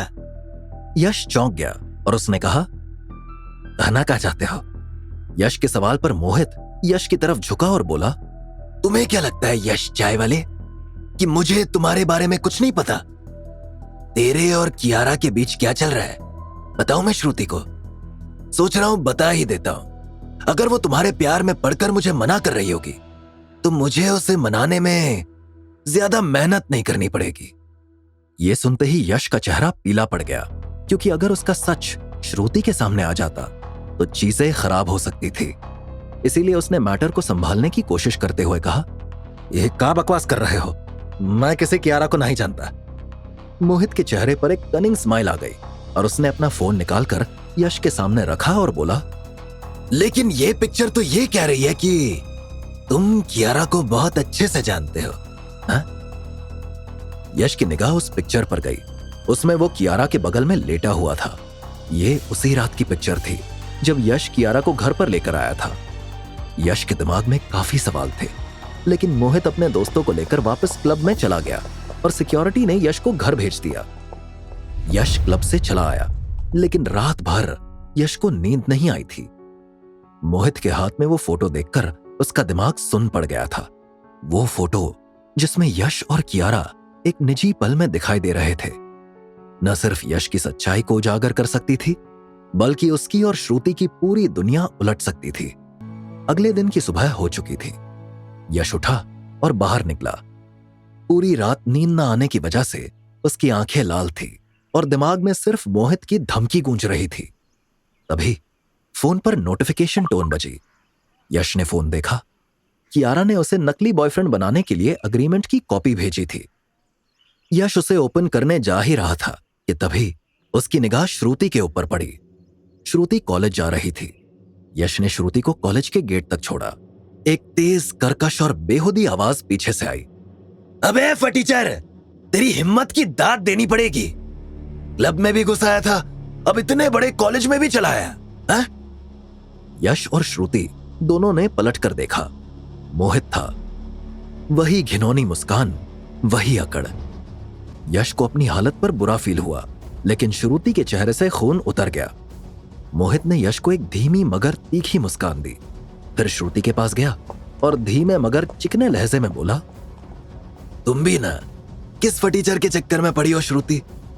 मान जाओ ना, मैं तुमसे प्यार करता हूं, रानी बनाकर रखूंगा तुम्हें। श्रुति की आंखों में आंसू आ गए। उसने चुपचाप यश की ओर देखा, जैसे अपनी नजरों से माफी मांग रही हो उस मजबूरी के लिए जो उसने उस पर थोप दी थी। मुझे जाने दो मोहित, मुझे देर हो रही है, उसने कहा और अपने आंसू छुपाती हुई तेजी से कॉलेज की ओर बढ़ गई। मोहित ने एक बार फिर यश की ओर रुख किया। उसकी आंखों में एक बेहुदी चालाकी थी। तुझे पता है यश, उसने कहा, अगर मैं चाहूं तो तेरी और कियारा अग्रवाल की फोटो दिखाकर श्रुति को 1 मिनट में मना सकता हूं, लेकिन फिलहाल तो उसकी हां का इंतजार कर रहा हूं। यश ने तुरंत कहा, वो तुम्हें कभी हां नहीं कहेगी, चाहे तुम जो कर लो। मोहित के चेहरे पर कुटिल मुस्कान आ गई और उसने कहा, अच्छा अभी देखो। वो यश के रिएक्शन देने से पहले ही श्रुति की तरफ बढ़ा और जब तक यश कुछ कर पाता उसने एक एनवेलप श्रुति को पकड़ा दिया और कहा, तुम्हें लगता है कि मैं सिर्फ तुम्हें परेशान करता हूं? एक बार इसको देखो, पता चल जाएगा कि मुझे तुम्हारी कितनी फिक्र है। यश सन्न रह गया। श्रुति ने उसकी ओर देखा। उसके चेहरे का रंग उड़ चुका था। श्रुति ने धीरे धीरे उस एनवेलप को खोलना शुरू किया, जिसमें शायद वो तस्वीरें थी जो यश को एक्सपोज कर सकती थी। तभी बाहर एक लग्जरी कार के ब्रेक की स्क्रीचिंग की आवाज गूंजी। यश का ध्यान भटक गया। वो किसी और की नहीं बल्कि कियारा की कार थी। उसकी धड़कनें तेज हो गई। अब वो वाकई फंस चुका था। अगर श्रुति ने ये तस्वीरें देख ली और कियारा के बारे में जान लिया तो वो कभी यश का चेहरा नहीं देखेगी। और दूसरी तरफ अगर कियारा को पता चल गया कि श्रुति अब भी यश की जिंदगी में है तो यश और कियारा की कहानी खत्म। यश की सांसें जैसे रुक गई। एक तरफ कियारा थी और एक तरफ श्रुति। उसके दिमाग में शोर था, किसे बचाऊं, किसे खो दूं। यश कभी एनवेलप खोलती हुई श्रुति को देख रहा था तो कभी अपनी तरफ बढ़ती कियारा की लग्जरी कार को। उसके दिल की धड़कनें किसी बिना ब्रेक की ट्रेन की तरह दौड़ रही थी। बस अब पोल खुलने ही वाली है। उसका दिल दहशत से कांप रहा था। श्रुति ने आखिरकार एनवेलप खोला, एक फोटो पेपर निकाला उसकी नजरें ठहर गई। वो कभी तस्वीर को देख रही थी, कभी यश को। उसकी आंखों में अब सिर्फ गुस्सा नहीं, उलझन और अपमान की चिंगारी थी। यश की सांसें अटक गई। श्रुति ने एक तीखी नजर यश पर डाली और अचानक वो फोटो पेपर मोहित के मुंह पर फेंकते हुए चिल्लाई, ये क्या है? दोबारा ऐसी बकवास करने की कोशिश मत करना मोहित। इतना कहकर वो बिना पलटे वहां से चली गई। यश, जो अभी तक पूरी तरह घबराया हुआ था, कुछ समझ ही नहीं पाया। उसने श्रुति की बात आधी सुनी, लेकिन दिमाग में पूरी कहानी खुद की ही गढ़ ली थी। वो तेजी से आगे बढ़ा, फोटो पेपर उठाने के लिए झुका। इतने में माथे से पसीने की बूंद नीचे टपकी और जैसे ही उसने फोटो देखी, उसका चेहरा गुस्से से तमतमा उठा। उस फोटो में श्रुति उसे राखी बांध रही थी। फोटो इतनी सफाई से एडिट की गई थी कि अगर यश खुद ना होता उस फोटो में तो शायद वो भी धोखा खा जाता। मोहित जोर जोर से हंसने लगा। भैया मोरे, राखी के रिश्ते को निभाना। कैसी लगी फोटो यश भैया? यश ने नजरें उठाई। मोहित कुछ दूर खड़ा उसी कनिंग स्माइल के साथ उसे घूर रहा था। तो तुमने हमें डराने के लिए एक घटिया फोटोशॉप किया है, यश ने कहा। मोहित हंस पड़ा। उसकी आवाज में अब खुली धमकी थी। अभी तो सिर्फ एडिटेड फोटो थी। ओरिजिनल फोटो याद है ना, जिसमें तुम और कियारा? अगर फिर से मेरे और श्रुति के बीच टांग अड़ाई ना, तो अगली बार 10 बाय 10 की ओरिजिनल फोटो कुरियर कर दूंगा श्रुति को। और ये मेरी आखिरी वार्निंग है। वो थोड़ा झुका, आंखों में गुस्सा भरकर बोला, नेक्स्ट टाइम नो वार्निंग, सीधा डिस्पैच। Got it? यश की मुट्ठियां बंध गई, लेकिन वो कुछ कह पाता उससे पहले ही मोहित वहां से निकल गया, जैसे जंग की पहली चाल चल चुका हो। और तभी कियारा की कार यश के ठीक सामने आकर ब्रेक मारकर रुक गई। गाड़ी का दरवाजा खुला और यश ने राहत की सांस ली। उसमें से कियारा नहीं बल्कि शेर सिंह उतरा और उसने कहा, चलो। यश ने सवाल किया, क्या हुआ? शेर सिंह ने यश के सवाल का जवाब दिए बिना यश का हाथ पकड़ा और एक झटके में उसे गाड़ी के अंदर खींच लिया। यश ने सवाल पूछने शुरू कर दिए, पर शेर सिंह ने सिर्फ इतना ही बताया कि वो कियारा का मैनेजर है और कियारा ने उसे यश को लाने भेजा है। एसयूवी हाई स्पीड में शहर की सड़कों को नापती चली जा रही थी। यश बगल की खिड़की से बाहर देख रहा था, लेकिन उसके जहन में अब भी वो फोटो घूम रही थी। कुछ देर की चुप्पी के बाद यश ने पूछा, क्या हो गया? ऐसे अचानक उठाने की जरूरत काहे पड़ी?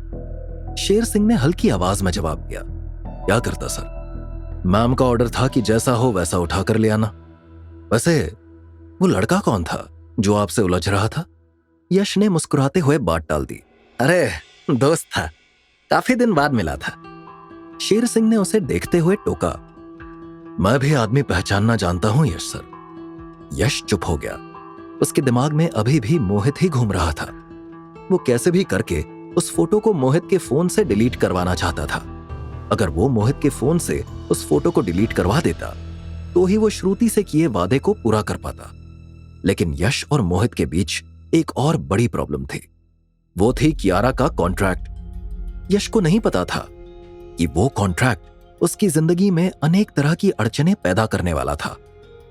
कुछ देर की चुप्पी के बाद शेर सिंह ने यश की तरफ देखकर गंभीर आवाज में कहा, देखिए सर, एक बात कहूं, आपके भले के लिए बोल रहा हूं। यश ने सिर हिला दिया। बोलो। शेर सिंह ने कहा, आप जिस दुनिया में कदम रख रहे हैं ना, वो कियारा मैडम की हाई फाई दुनिया है। वहां आपका ये गली मोहल्ले वाला एटीट्यूड नहीं चलेगा। वहां एक गलत जवाब, एक गलत कदम और कहानी खत्म। मैं आपको वार्न कर रहा हूं, हर कदम सोच समझ कर रखिएगा। यश का चेहरा धीरे धीरे गंभीर होता जा रहा था। उसे पहली बार लगा जैसे कोई उसका मन पढ़ रहा है। शेर सिंह ने अपनी बात खत्म करते हुए कहा, वैसे भी सर, सरवाइव करने से ज्यादा मुश्किल इज्जत से टिके रहना होता है। यश की निगाह खिड़की से बाहर थी, लेकिन अब उसके मन में एक हलचल सी मच गई थी। वो अपने आप से धीमी आवाज में बोला, यही तो डर मुझे भी लग रहा है शेर सिंह। ये चमकदार दुनिया मेरी नहीं है। मेरी दुनिया तो वो थी, चाय की टपरी, छोटी छोटी खुशियां, चिल्लाते हुए ग्राहक। वहां जिंदगी आसान थी। इस दुनिया में हमें डर सा लग रहा है। गाड़ी अब समंदर के किनारे बने एक आलीशान विला के सामने आकर रुक गई थी। लोहे का बड़ा सा गेट खुला और अंदर का नजारा देखकर यश के चेहरे पर एक्साइटमेंट दिखी, जैसे स्वर्ग में आ गया हूं। वो बुदबुदाया, लेकिन तभी एक कड़कती ऊंची आवाज ने सारा माहौल बिगाड़ दिया।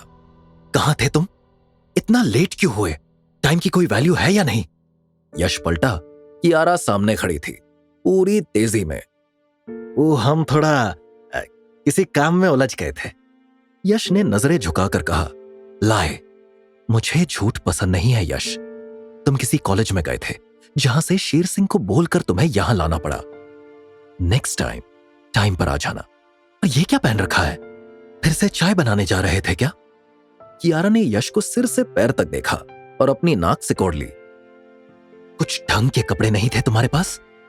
यश ने थोड़ी अकड़ के साथ अपनी शर्ट का कॉलर मोड़ा और मुस्कुराकर बोला, अरे अच्छा ब्रांड है मैडम, देखो ना, लोगो भी है इसका। उसने बड़े शान से शर्ट पर छुपी फेडेड सी बड़े ब्रांड की निशानी दिखाई, जो असली कम और चाइना मार्केट वाली फर्स्ट कॉपी की भी थर्ड कॉपी लग रही थी। कियारा की आंखें पलटने को थी, चेहरा लाल हो चुका था। इससे पहले कि उसका गुस्सा ज्वालामुखी बनकर फूटता, यश ने खुद ही डैमेज कंट्रोल शुरू कर दिया। अब देखो मैडम, हम ठहरे चाय वाले, बड़े ब्रांड के कपड़े कहां से लाए हैं? जो था पहन लिए। जिस दिन पैसे होंगे उस दिन असली वाला खरीद लेंगे, दुकान समेत। कियारा ने उसकी बात सुनी, लेकिन जैसे कुछ भी फनी ना हो। पैसे होंगे मतलब? कल मैंने तुम्हें 1 करोड़ कैश दिए थे, उसका क्या हुआ? यश ने बिना झिझक, बिना पछतावे और छाती चौड़ी करके कहा, डोनेट कर दिए, हमारे ऑर्फनेज को जरूरत थी, वहीं दे दिए। कियारा की भौहें चढ़ गई। उसके चेहरे पर पहले गुस्से की झलक थी, लेकिन फिर उसकी आंखों में एक अजीब सी नरमी उभर आई, जैसे किसी ने उसकी एक्सपेक्टेशंस को उल्टा मोड़ दिया हो। वो चौंक कर बोली, 1 मिनट, तुमने 1 करोड़ रुपए डोनेट कर दिए? बीइंग अ चाय वाला, तुम्हारे पास इतने पैसे आए और तुमने खुद पर 1 पैसा नहीं खर्चा? यश ने कंधे उचकाते हुए जवाब दिया, हमने आपसे पैसों के लिए डील नहीं की थी और आई हुई लक्ष्मी को ठुकरा भी नहीं सकते थे, इसीलिए जहां उसकी सबसे ज्यादा जरूरत थी वहीं दे दिए। खुद के लिए पैसे तो हम अपनी मेहनत से कमाएंगे, अपना खुद का बिजनेस करेंगे, अपने दम पर खड़े होंगे। कियारा उसे कुछ देर तक बस देखती रही, पहली बार जैसे उसने कोई दरिया दिल इंसान देखा हो। उसके होंठों पर एक हल्की मुस्कान आ गई। इंटरेस्टिंग, तुम जैसे लोग आजकल मिलते कहां हैं? यश ने आंखें नचाई और बोला, हम शोरूम के सोफे नहीं है मैडम, रेयर एंटिक पीस है। कियारा एक पल को हंसी, फिर पहली बार अपने कोल्ड एक्सप्रेशन को तोड़ते हुए बोली, तुम इरिटेटिंग तो बहुत हो, पर इंप्रेसिव भी। यश ने शरारत से कहा, अरे वाह, तारीफ सुन ली आज। अब तो कॉन्ट्रैक्ट से पहले ही बॉन्ड बनता लग रहा है। बैठो, कियारा ने कहा अपने इमोशन छुपाते हुए। मैं आ रही हूं, रुको। यश ने धीमे से कहा, जैसे कुछ दिल से निकल रहा हो। वो थैंक यू कहना था, हमें लेने के लिए कार भेजी आपने, अच्छा लगा। वेलकम। कियारा का वेलकम उतना ही वेलकमिंग था जितना हॉस्पिटल में मिलने आया कोई रिश्तेदार। यश एक मुस्कुराहट के साथ सोफे पर बैठ गया और फिर उसकी निगाहें घूमने लगी। हर कोने में लग्जरी झलक रही थी। सी फेसिंग विला, मुंबई जैसे शहर में जहां ताबूत जितने फ्लैट भी करोड़ों में मिलते हैं, और ये तो पैलेस जैसा है। यश ने मन ही मन सोचा, लेकिन इस बार उसके चेहरे पर कोई एक्साइटमेंट या खुशी नहीं थी। उसने गहरी सांस ली और मन ही मन कहा, इतनी महंगी और चमकदार दुनिया हमारे जैसे सीधे साधे इंसान को निगल तो नहीं जाएगी। उसी पल कियारा हाथ में कॉफी ट्रे लेकर आई, चेहरा अब भी तीखा लेकिन थोड़ी थकी हुई सी। यश ने मुस्कुराते हुए कप उठाया। काफी अच्छा घर है आपका, पर कोई और दिख काहे नहीं रहा? क्योंकि यहां सिर्फ मैं रहती हूं, कियारा ने सपाट स्वर में कहा। ओह, तो आपकी फैमिली कहां रहती है? यश की आंखों में जेन्युइन क्यूरियोसिटी थी, पर उसी क्यूरियोसिटी से कियारा को चिढ़ थी। कुछ पल की चुप्पी के बाद उसने बिना यश की आंखों में देखे जवाब दिया, शादी को लेकर पेरेंट्स से डिस्प्यूट है, तभी उनसे दूर हूं और अकेली रहती हूं। वो इतना कहकर उठ खड़ी हुई। यश के पास अब भी कॉफी थी और बहुत सारे सवाल, लेकिन आज पहली बार उसे एहसास हुआ इस लग्जरी के पीछे भी कुछ खालीपन था। यश को लगा कि ज्यादा अमीर हो जाने के भी नुकसान थे। उसके हिसाब से अगर कियारा इतनी रईस नहीं होती तो उसके पास दूसरा घर भी नहीं होता और फिर उसे ना चाहते हुए भी अपनी फैमिली के साथ ही रहना पड़ता। कुछ ही दिनों में सारे डिस्प्यूट्स भी सॉर्ट हो जाते और फिर घर और पैसों की कमी से पूरा परिवार एक साथ खुशी से रह पाता।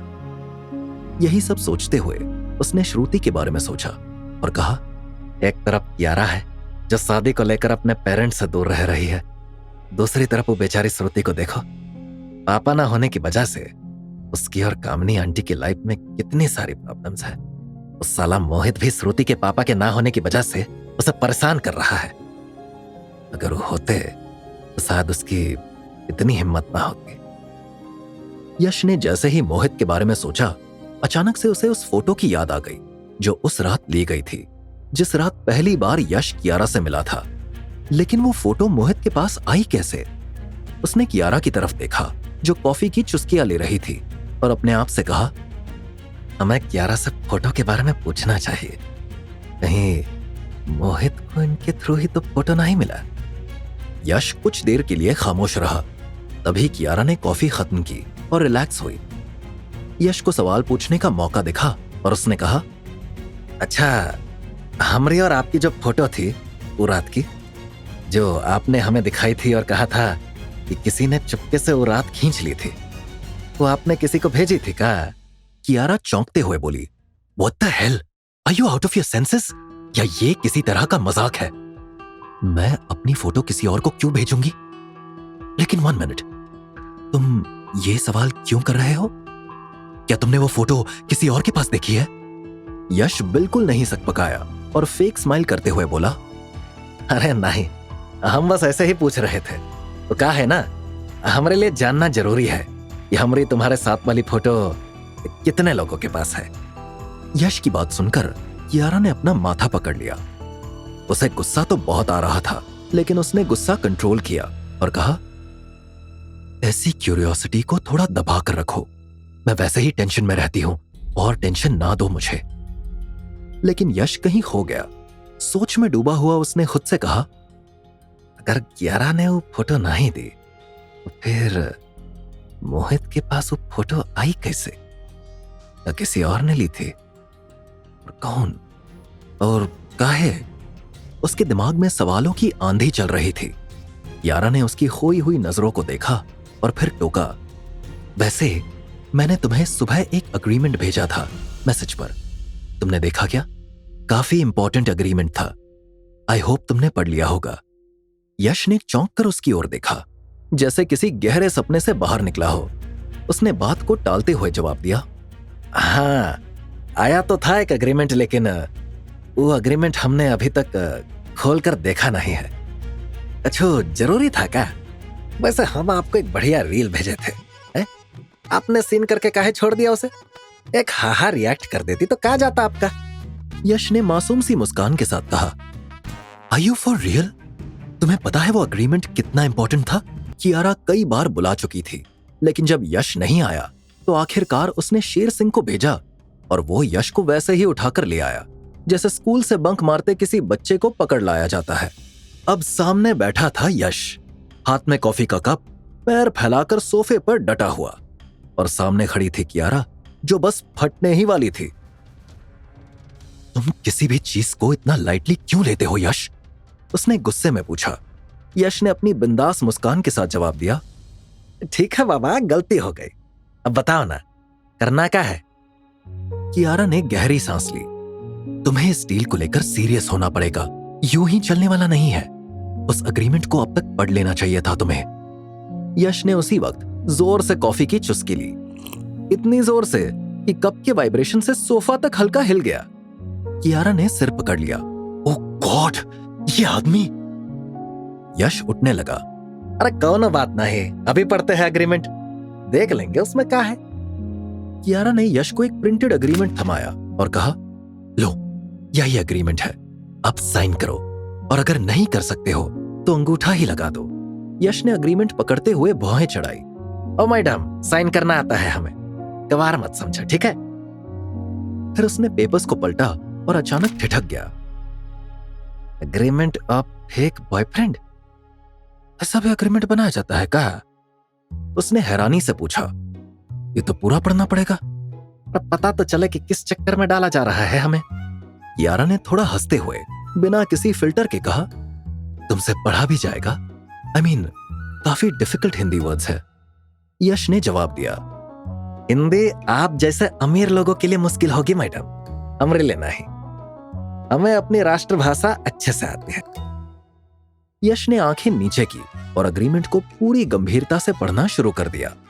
अब उसकी आंखें पेपर्स पर थी, लेकिन मन में चल रहा था, सावधानी से पढ़ना पड़ेगा यश भाई, ये अमीरजादी किसी ट्रैप में फंसा दे और हमें पता भी ना चले।